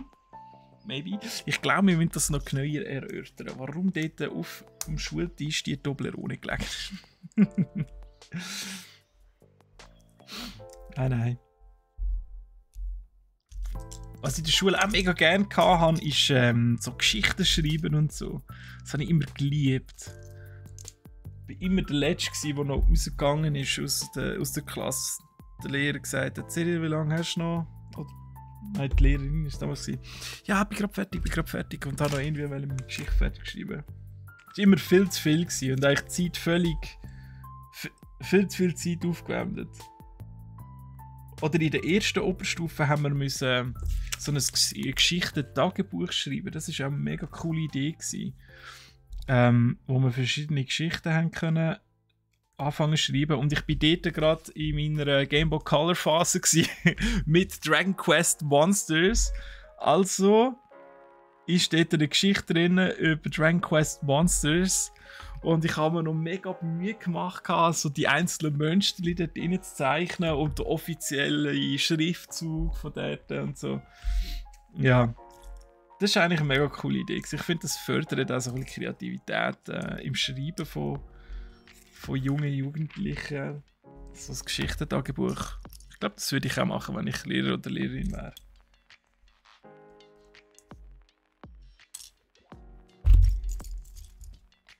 Steffi Brünne! Oh ja, wirklich, schau mal. Schau jetzt, kommt schon Service-Nachricht, die zweite, Toblerone, wunderprächtig. Wir haben alles. Ausser Nintendo, Super Nintendo und Nintendo 64 Games haben wir nicht. Das ist nachher gekommen, Gamecube. Game Boy Color hast du noch. Ich wünschte so, ich hätte meine Sammlung nicht verkauft. Ich würde das Zeug alles nochmal gamen. Bin ich fast ein bisschen neidisch. Aber meine Frau mir letztes Jahr am Wochenende erzählt, irgendwo im Fernsehen war ein Game Boy Color. So, ich habe auch noch so einen. Was? Wie, wo? Wo ist der? Bring ihn! Ich glaube, der ist schon ganz die Heime. Okay. Ich wollte ihn. Und ich vermisse meinen 3DS. Liebe Leute, wenn ihr meinen 3DS habt, ich will den am Morgen bei mir im Milchkästchen haben. Finde ich nicht lustig im Fall. Ich habe ihn jetzt schon genug lang gesucht. Ich habe irgendeinem von euch den ausgelehnt und ich wollte ihn morgen wieder. Ist jetzt einfach genug Zeit her. Ist genug heute unten. Letzte Zwick an der Geisel.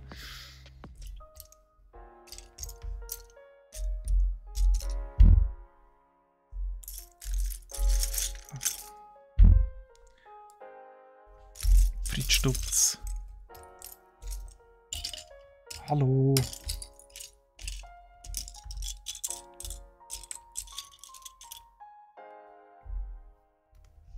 Da. Das Buch hat sich schön immer so viel Mühe gegeben zum schön schreiben. Okay. Alle sind immer neidisch gewesen. Wow.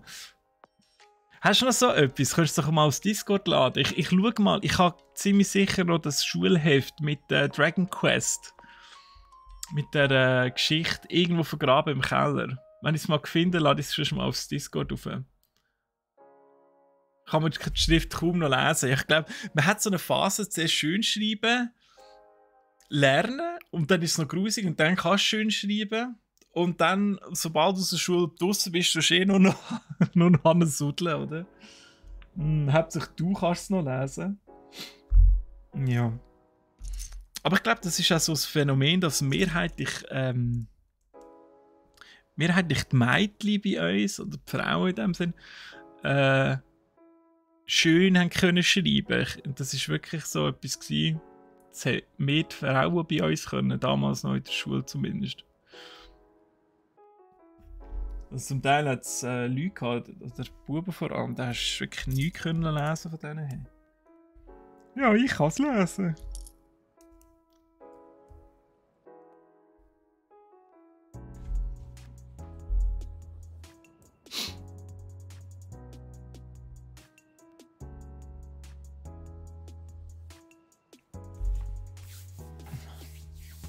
Gameboy habe ich auch nur.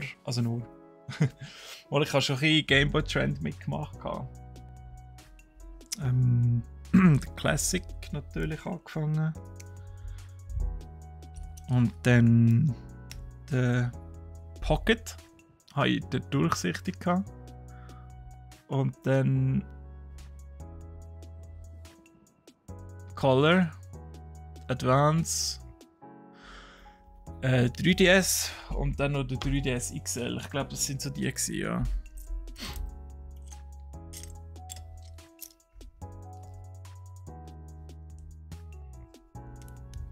Ja, danke.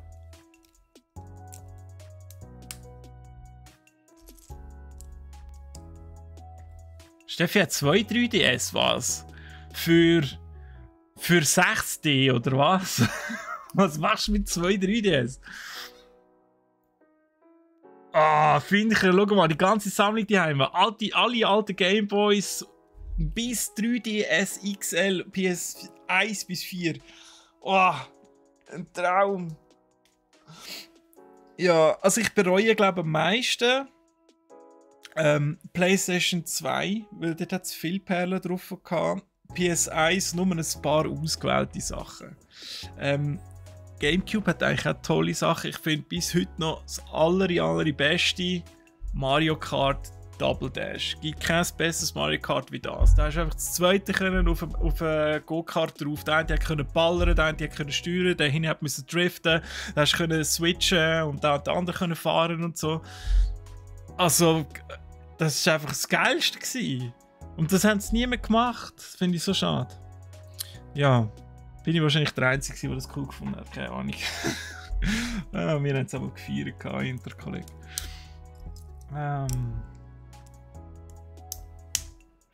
Nein, der Ex-Stiefvater hat alles weggeschmissen, das geht doch nicht. Die alten Pokémon-Karten, der Klassiker, Alpha-Version Glurak im Kübel. Meine Eltern sind schuld, oder Ex-Eltern, Stiefeltern, was auch immer. Ja, habe ich jetzt leider nicht zum ersten Mal gehört, das tut mir natürlich leid.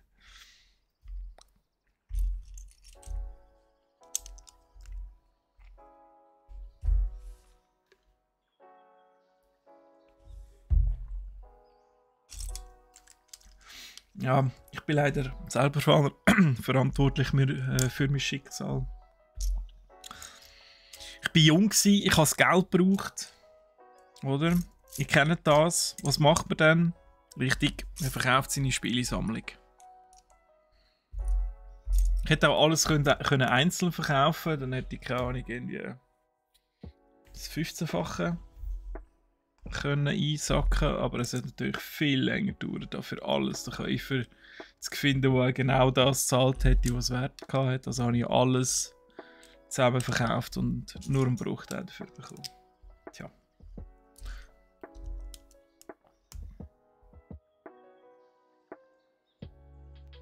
Wow, der Poli ist verantwortlich, dass Gameboy richtig im Duden drin steht. Nämlich Game, Leerschlag Boy und nicht Gameboy aneinander geschrieben.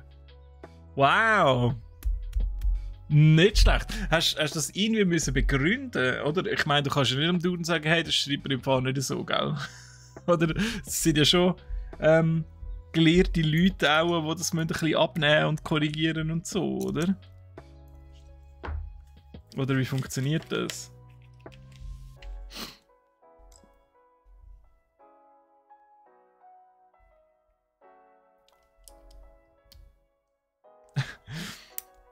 Sponti mal einen 3DS XL gekauft. Why not?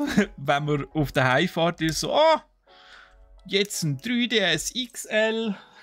Ich habe ja noch eine Viertelstunde, bis ich daheim bin. Warum nicht? Was für ein Game dazu? Ich glaube, mein erstes Game ist 3DS XL, glaube ich, schon das Zelda gewesen. So Ocarina of Time. Und zwar einfach, weil sie ja noch Master Quest dabei hat. Jetzt habe ich gerade gesehen, dass ich da einen Fehler gemacht habe. Was habe ich? 3DS XL habe ich am wenigsten Spiele gehabt, von allen Gameboys dafür. Das Fire Emblem noch. Mir fällt das schon fast nicht mal alles ein. Mario Kart. Ich weiß gar nicht, was jetzt noch alles geht. 3DS XL ist bei mir irgendwie so ein bisschen untergegangen. Aber weil ich ihn nicht mehr finde, regt es mir natürlich trotzdem auf. Geht gar nicht. So, jetzt, das stimmt jetzt. Und jetzt muss ich wieder zurück. Nein, da, doch. Ah, nein, ja. Ah, Steffi hat einen normalen und einen XL. Ja, jetzt macht es Sinn. Ich finde, das ist ein geiles Upgrade gewesen, vom normalen auf den XL. Der XL hat wirklich etwas hergemacht, finde ich.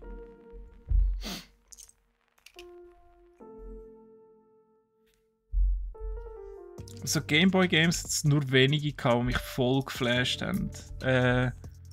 Eben sicher das Advance Wars, das habe ich voll cool gefunden. Dragon Quest Monsters hat mich offensichtlich geprägt.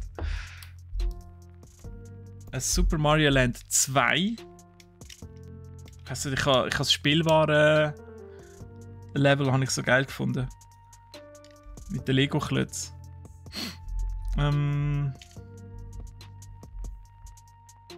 Was ist sonst noch so? Ah, wie hat das noch geheißen? Auf dem Game Boy Advance. Also das Tony Hawk's Skater ist auch noch cool gewesen, aber Game Boy. Wie hat jetzt das geheißen? Soul, irgendetwas mit Soul. Ah, Shining Soul. Ja, genau. Shining Soul ist das gewesen. So ein Hack and Slash. Ist ja cool gewesen. Ja. Volley hat noch Color in Lila mit OVP und der Advance SP. Sicher noch 30-40 Spiele an 64. PS1 bis 4, Xbox, Zubehör. Jesus Maria. Oh Gott. Spu ist sich auch ganz sicher, dass Alpha Glurak, natürlich Foil, oder? Natürlich, im Güssel gelandet ist. Ah, das wäre jetzt auch schon viel Kohle wert. Oder gewesen, der Wert hat bereits schon wieder ein bisschen abgenommen. Weil nicht mehr so viel auf dem Pokémon-Trip sind.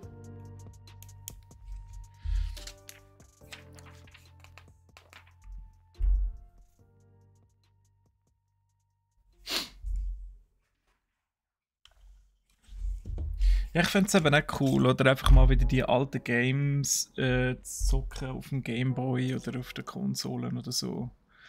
Und immer, das Beste habe ich noch vergessen, Final Fantasy Tactics Advance. Das beste Tactics. Ja. Emulatoren sind einfach irgendwie nicht so richtig, wenn ihr wisst, was ich meine. Es war auch cool, oder? Du bist irgendwie, keine Ahnung, da oben im Bett gewesen, unter der Decke und hast hier noch den Gameboy gehabt. Und hast dort ein bisschen gezockt, oder? Dann hast du gehört, wie die Eltern raufgekommen sind, hast ein bisschen leiser gestellt. Und dann, wo du gehört hast, dass die Tür zugegangen ist, hast du wieder den Sound ein bisschen lauter gestellt. Das ist einfach ein bisschen gamet.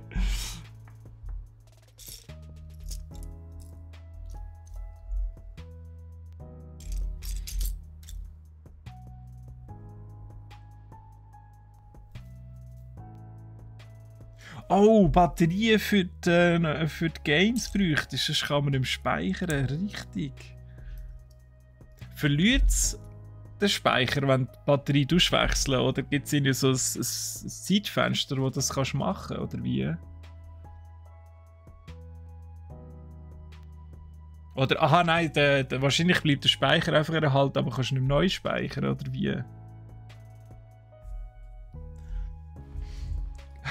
Von Gameboy spielen, gespielt, gespeichert, weiterspielen. Dann. Ah, es tut mir leid. Ah, so viel Verlust in so jungen Jahren. Die Welt ist einfach grausam.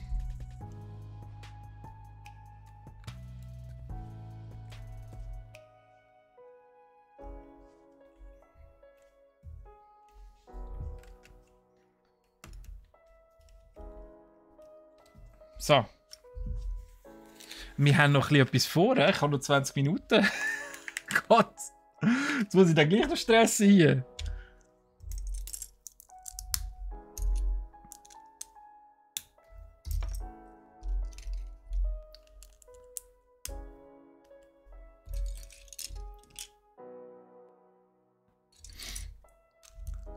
Beim Clou war es auch so. Ah, was? Also alles weggerührt worden, oder wie? Oder was meinst du, wie war es? Das ist aber fies. Ist, egal wo du bist, es wird einfach durchgegriffen. Weg mit dem Zeug. Es lenkt nur Kinder ab und haltet sie von der Bildung ab. Es geht nicht. Es ist Gift.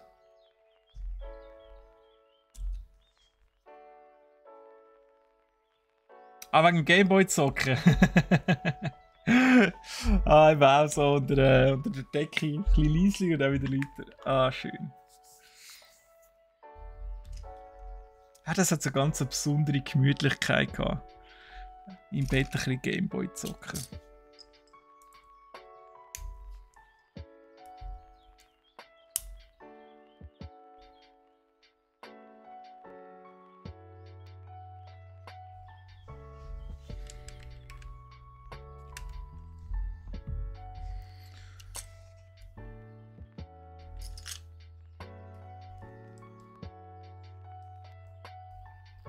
Früher immer die Verpackung von den Games weggeschmissen.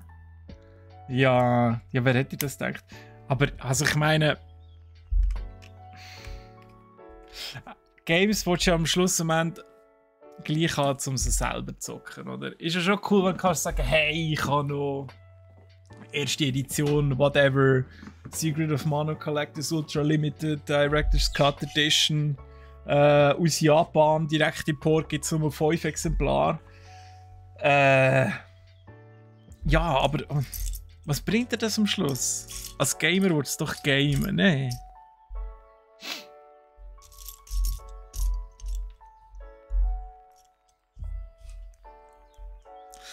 Aber klar sieht es so schöner aus, wenn du die Verpackung hast dazu. Aber dann brauchst du ja wieder den Platz.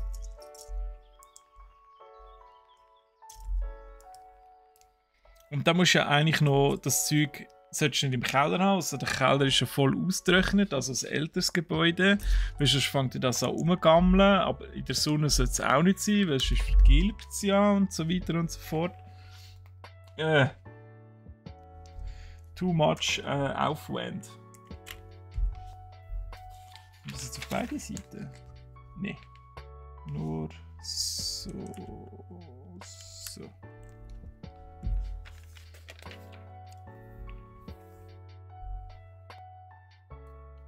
Die Eltern haben es immer weggeschmissen und haben gesagt, ja, die Verpackung brauchst du doch nicht. Ja. I feel you.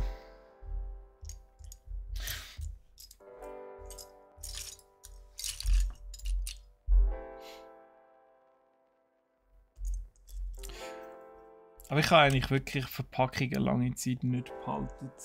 Bis ich so ein bisschen von Collectors Zug aufgesprungen bin und angefangen habe, Sachen importieren und so. Also importieren tut jetzt nicht so gross gekotzt. Aus Übersee gekauft. Ja. Und dann behalte ich das Zeug natürlich. Aber sonst...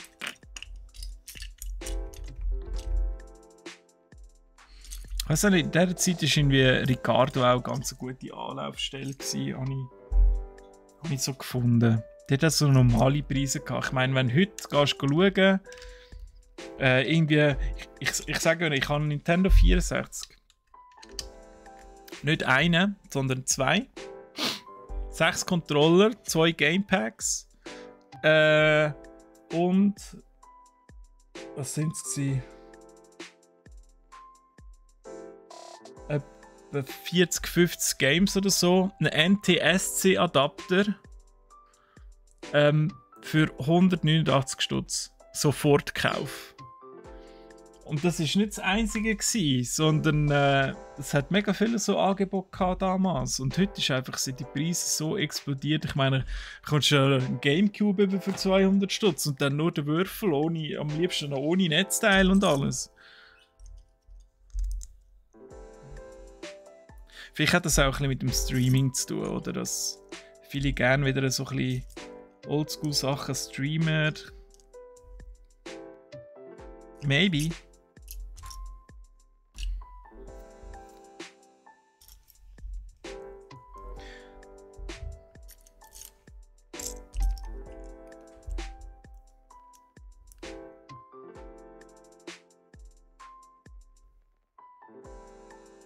Für uns war es ein Spielzeug, genau.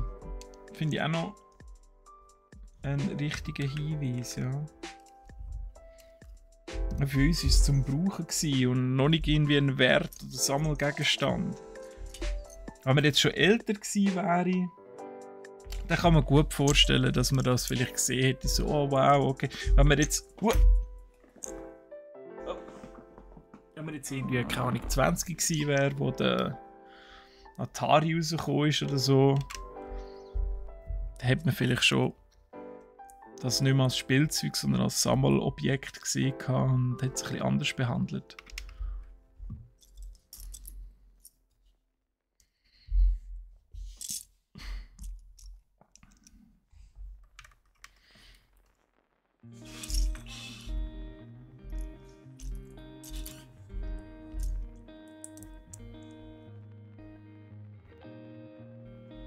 Letztes Jahr habe ich einmal Wii-Modes gesucht. Ich habe noch eine Wii U daheim. Findest du ja so gut wie nicht mehr. Nur noch irgendwie mit der Konsole zusammen und so. Oder in so komisches China-Zeug über Amazon. Aber ja, ich habe nur einen Wii-Mode und das Pad. Da kannst du halt nicht das 4. spielen, das ist schon noch nervig.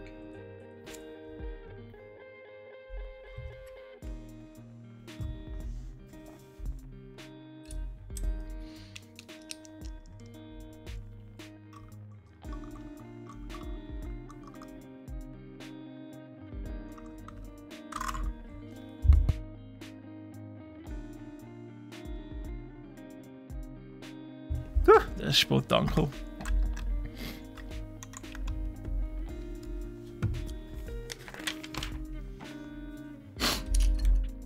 So, langsam aber sicher nähern wir uns am Ende hier.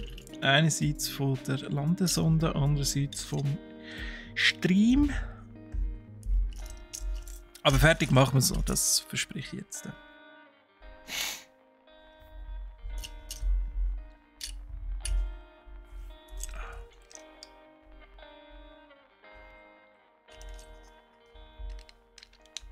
Jetzt gibt es noch ein richtiges Cockpit. Tolle Sache, Harry, tolle Sache.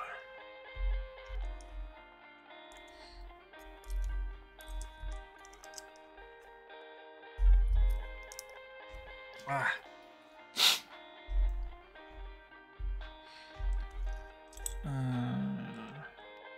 Warte jetzt. So.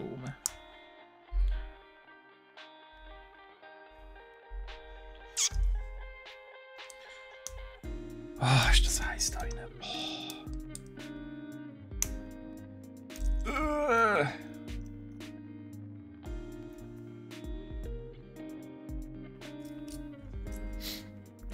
Ich glaube, nachher mache ich mich schon fast auf den Heimweg und arbeite von die Heime aus noch ein bisschen weiter. Kann man immer ein bisschen am Verkehr aus dem Weg gehen.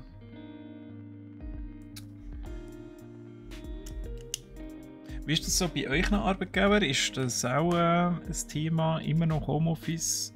Oder gibt es auch welche, die gesagt haben, so, jetzt wir das wieder abschaffen und gehen wieder mehr ins Büro? Was ich auch gehört habe. Also ich glaube, wenn du mal Homeoffice gehabt hast, ist es recht schwierig, wieder nur ins Büro zu gehen, oder?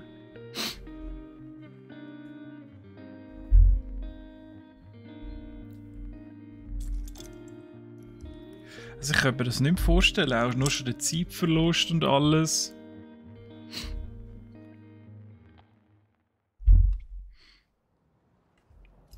Es gibt halt schon irgendwie ein bisschen Lebensqualität, finde ich. Einen Aufstehen, bereit machen, über ins Büro, schon bist du am Arbeiten. Und am Abend das Gleiche, einfach umgekehrt.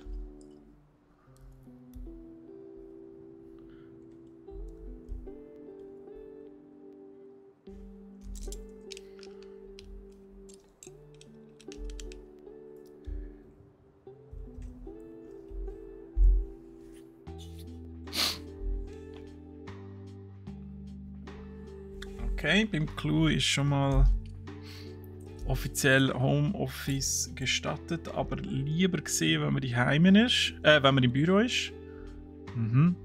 Einfach wegen dem Austausch nehme ich an, oder ein bisschen. Gerade mit den Leuten vor Ort und dass man sich so nicht so auseinanderlebt, oder wie, was ist der Grund dafür?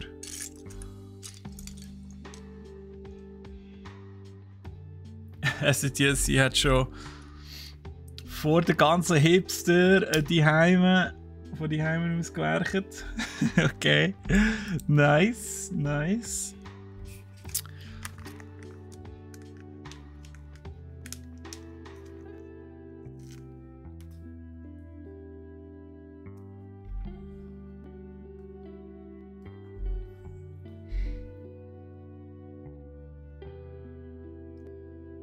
Es kommt halt auch ein bisschen darauf an, oder, wie wichtig da soziale Interaktion ist und so. Wenn ich jetzt zum Beispiel an unsere Webdesigner denke, Sally Treu, und dort mal nach Corona, wo man wieder hat können zurückkommen ins Büro, etwa mal bei denen auf dem Stock war. Keine Sau. Einfach niemand. Nie. Aber zum Teil noch ihr Zeug dort, Headset, irgendwie fancy Tastaturen, fancy Gamersessel und so. Aber nein, ich kann von daheim aus arbeiten. Ich habe keinen direkten Kontakt mit Kunden oder Kollegen, sondern ja, also je nachdem.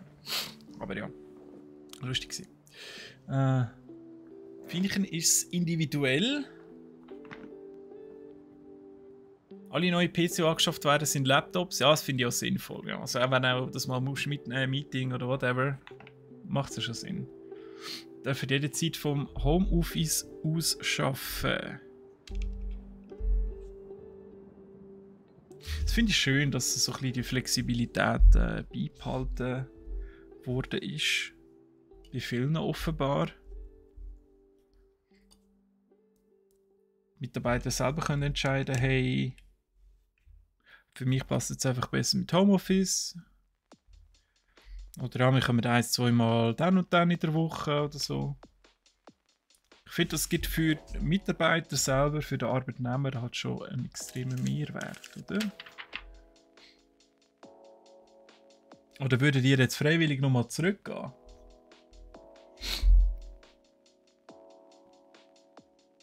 Oh, jetzt bin ich aber verwirrt gewesen.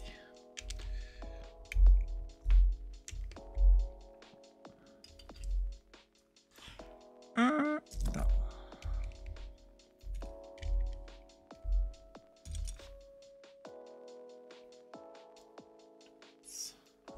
So.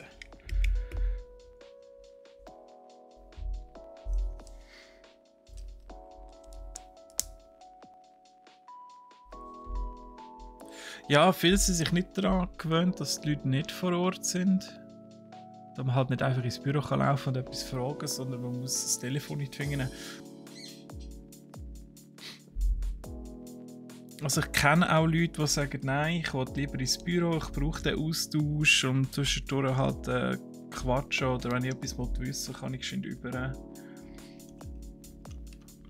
Und ich kann es auch ein Stück weit nachvollziehen. Also wenn ich jetzt zum Beispiel an meine Einführungszeit hier zurückdenke, da war noch Corona, noch nicht ins Büro gross, wenn möglich. Ja, das ist halt schon anders. Ich weiss nicht, ich brauche irgendwie dann den Live-Austausch, dass mir jemand etwas zeigt und hockt dann eben dran und schaut geschwind, hey, machst du es richtig nicht? Oder wenn du Fragen hast, kannst du geschwind rüber und sagen, hey, so, bla bla bla und sowieso. Also wenn es eben immer über das Teams ist oder so, über den Chat, ist es halt schon nicht von der Qualität her eine gleich gute Einführung, finde ich. Aber ja. Vielleicht ein bisschen auf die Position und deine Arbeit drauf an.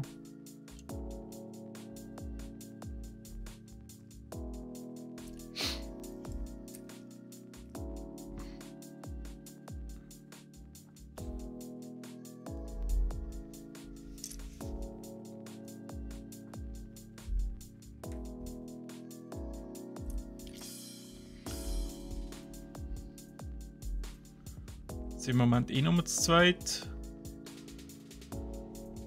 Und dann fragst du auch, wenn der Chef rum ist. Dann gehst du zwischendurch mal vorbei, okay.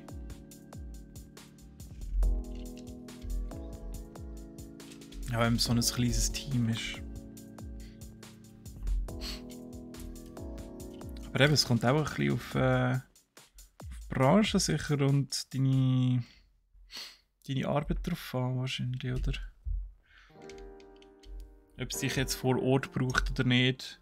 Ich meine, wenn jetzt irgendwie eine Kassiererin von der Migros sagt, ja, ich mache Homeoffice, dann hat man sich dann zu dieser Heim das scannen, oder? Das ist noch nicht so cool.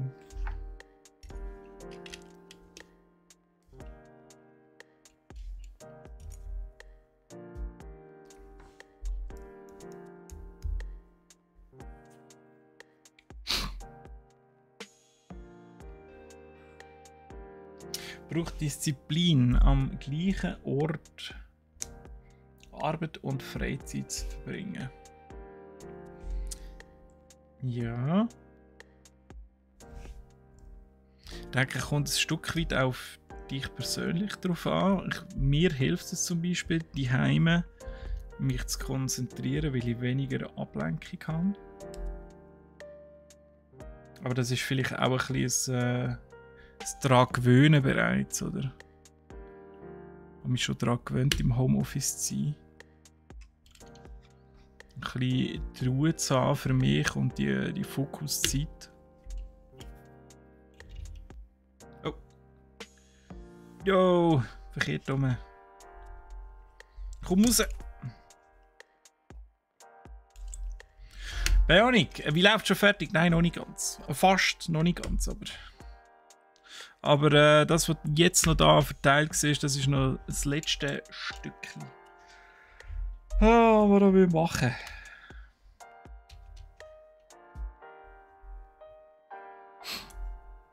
Und dann ist finito.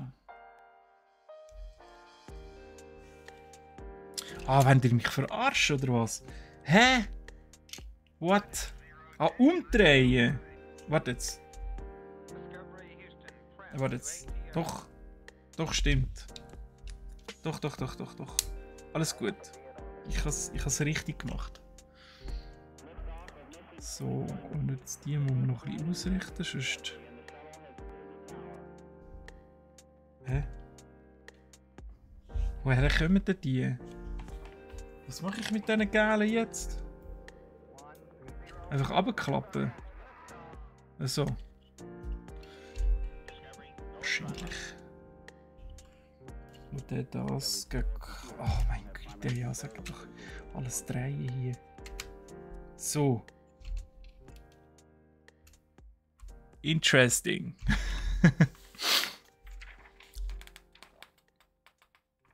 Fun Fact von der Mondlandung. Wir haben eben da in der ersten Session ein bisschen etwas gelesen hier von den ersten paar Seiten. Also Fun Facts ist ja eh nicht. Sondern Facts. Außer für die ganzen Verschwörungstheoretiker sind es Fun Facts. Und ich habe leider ein bisschen Zeitdruck, weil ich muss wirklich ein bisschen vorwärts machen. Weil es schon 3 war. Und wir haben das in der ersten Folge angeschaut. Also hier könnt ihr das jeweils selber nachlesen, oder?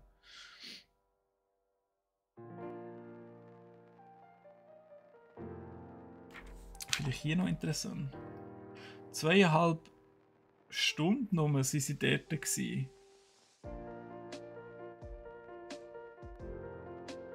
Am 20. Juli 1969.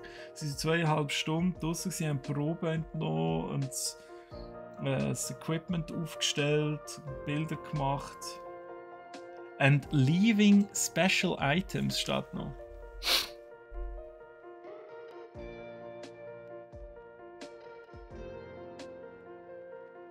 Das ist eine gute Idee bei Ionic, dass das der Bot übernimmt. Ja. 21. Juli sind sie wieder zurück. Aber ja, jetzt machen wir eigentlich wirklich noch fertig. Das wäre so geplant gewesen. Aber ich mache eigentlich immer Facts, wenn ich es aufmache. In der ersten Runde, falls etwas drin steht. Aber das ist ein guter Input eigentlich, dass man das auch für den Bot noch aufschreiben könnte. Finde ich gar nicht so verkehrt.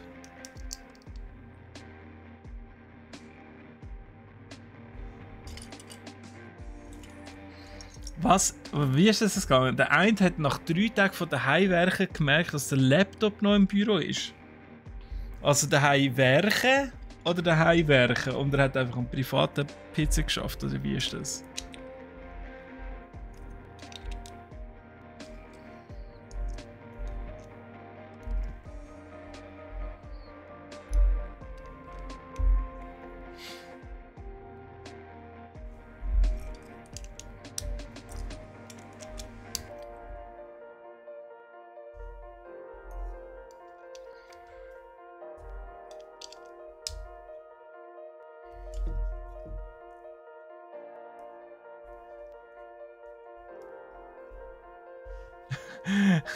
Mit Luftanführungszeichen. Oh, das ist aber schon ein bisschen peinlich. Nein, wieder ins Büro so, hey. Auch so streng, hä? Ich komme noch schön den Laptop. Was? Ja, ich brauche da noch den Laptop. Okay, tschüss. Und wieder weg.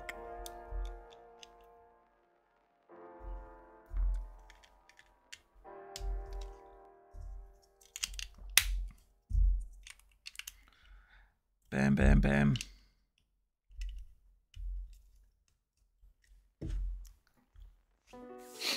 Die Aliens auf die Matte vor die Haustür geschissen. Das könnte auch sein, natürlich. Ob das auch zu diesen Sachen zählt, die sie hinterlassen haben.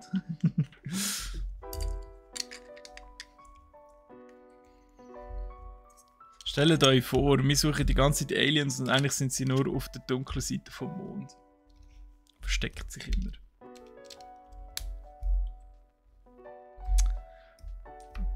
Wir werden alle immer noch verarscht worden. Und sie machen dort oben einfach ein bisschen Big Brother.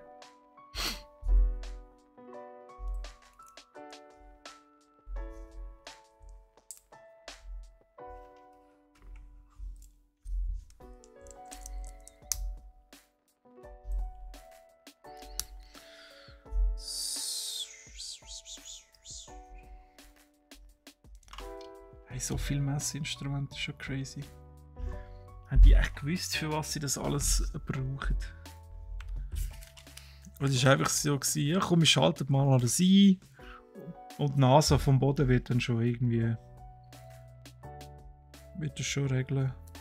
Vielleicht haben die gar nicht so eine mega Ausbildung gebraucht. Alles automatisiert gewesen. Sie haben nur eine sportliche Ausbildung gebraucht, dass sie nicht gerade in die Trageten reinkötzeln.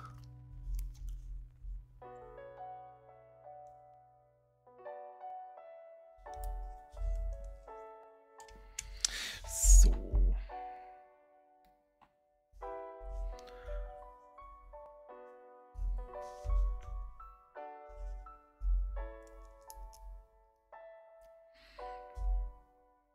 Aber wir könnten dann das nächste Mal, wenn wir gebraucht haben, machen, ein bisschen Fun Facts und Facts-Runde machen.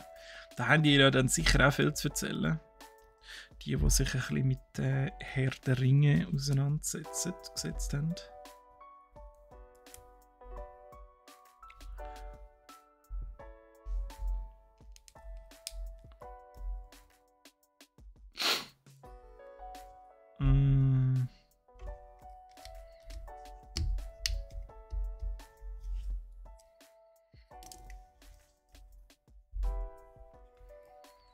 Facts.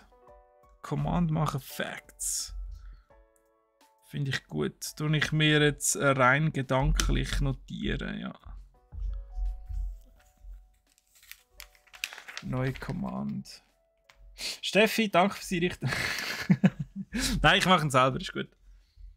Ich mache ihn. Habe ich jetzt das schon wieder verkehrt rum? Nein. Moll. Es stimmt doch. Aber... Aha. Das kommt so rein. Sag doch das.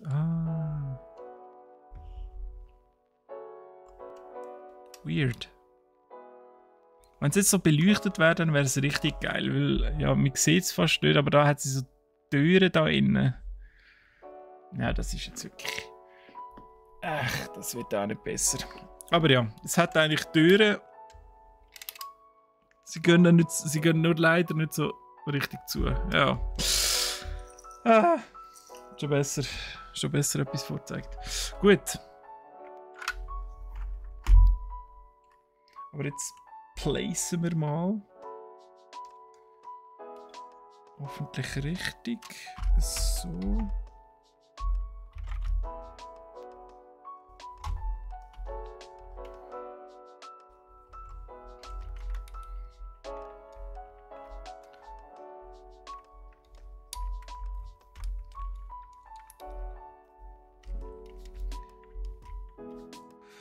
Okay, also da hat es so Klammern. Die kommen. So. Das macht noch Sinn, weil da ist ja der Eingang. Okay, jetzt habe ich aber noch viele Teile übrig. Leute. Okay, wir brauchen sie nicht. Wir brauchen sie nicht. Das ist gut. Wir sind fertig. Tatsächlich. Voilà. Jetzt muss ich die ein bisschen heben. Unsere mondlandende... Ja. Mondlandesonde, wo noch der Astronaut ein bisschen dran hängt. Auf der Seite. Sehr cool. Und da geht es auch rein in die Sonde. Über die Leiter rein. Ich finde es so cool, hat so ein bisschen Gold drin, das wirklich glänzt. So. Also es wirkt so ein bisschen Spacecrafty, dass ich so sagen kann. Jetzt sagst du dir mal von... Oh ja, so les. Ich habe jetzt gerade gedacht, oh, so hässlich, habe ich jetzt erst gelesen. So, da haben wir es nochmal von vorne. Ohne meinen Grind dazwischen. Das ist cool. Also es ist nicht riesig, wenn man es jetzt mit dem Eiffelturm vergleicht. Aber es ist cool. Also vielleicht ein bisschen mehr Fun Facts oder so, wäre wirklich toll gewesen. Auf der ersten Seite ist halt vieles ein bisschen über Geschichte, ja, wie es zu der Mission kommt und so, ein bisschen drauf. Aber vielleicht auch noch ein bisschen Facts zu der Sonde selber, oder wäre noch interessant. Was ist das? Was ist das? Was ist das? Was ist das? Was macht das? Was kann ich mit dem da? Wie funktioniert das? Das wäre noch nice gewesen. Aber ja, nicht so tragisch. Ha! Wir haben keinen Platz mehr. Ich glaube, der Fring muss weg. Da, Far Cry da. Steffi, die muss ich jetzt noch etwas anderes ansetzen.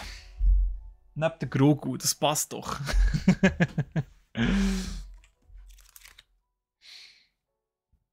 Mach Feierabend. Du hast Feierabend, okay. Ich mache aber nachher auch Feierabend. Noch schnell ein bisschen etwas schäferle und dann ade merci. So, gut. Ja, das war's. Nochmal zur Erinnerung. Ich weiß gar nicht, Steffi, ob du das am Anfang mitbekommen hast. Giveaway zum Platz schaffen. Ja, wir machen schon wieder Giveaway. Aber ich meine, wir haben ja nichts zusammengebaut, oder? Das ist ja langweilig. Nochmal zur Erinnerung. Nächste Woche kein Klemmbausteine-Stream. Weil ich weg, Caro auch weg. Ja, okay. Wir tun euch noch kommunizieren auf Discord, Twitter, im Stream, in den kommenden Streams, was wir planen, ob es einen Ersatz gibt oder ob er wirklich ausfällt, der Stream. Also könnt ihr einfach dort reinschauen. Und dann muss ich gerade noch mal geschwind gucken. Nein, das geht ja von hier aus nicht. Der gute Troy im morgen am 3 in Valheim im Wikingerland. Lolplay macht das, ist gut. Ihr wollt ja alle immer meinen Platz einnehmen. Ihr seid so gierig. Niemand kommt Bruchteil über außer dich. Ja, da schicke ich gerade Urukai auf euch los. Ich sag's euch, ich grabe da meine alten Elfen aus und jag sie euch auf den Hals. Ja, anyway, ich wünsche eine wunderschöne Woche. Wir sehen uns übernächste Woche wieder. Was war das denn eigentlich? Was ist übernächste Woche? Der 28. März wieder. Wie gewohnt am 1. Mit Lego Bruchtal oder Rivendell, wie man es auch immer nennen will. Es ist wieder ein grösseres Projekt. Ein Herzensprojekt. Ich freue mich. Danke vielmals, dass ihr dabei seid. Und dann ganz eine gute Zeit. Und wir sehen uns bald wieder. Tschüss miteinander.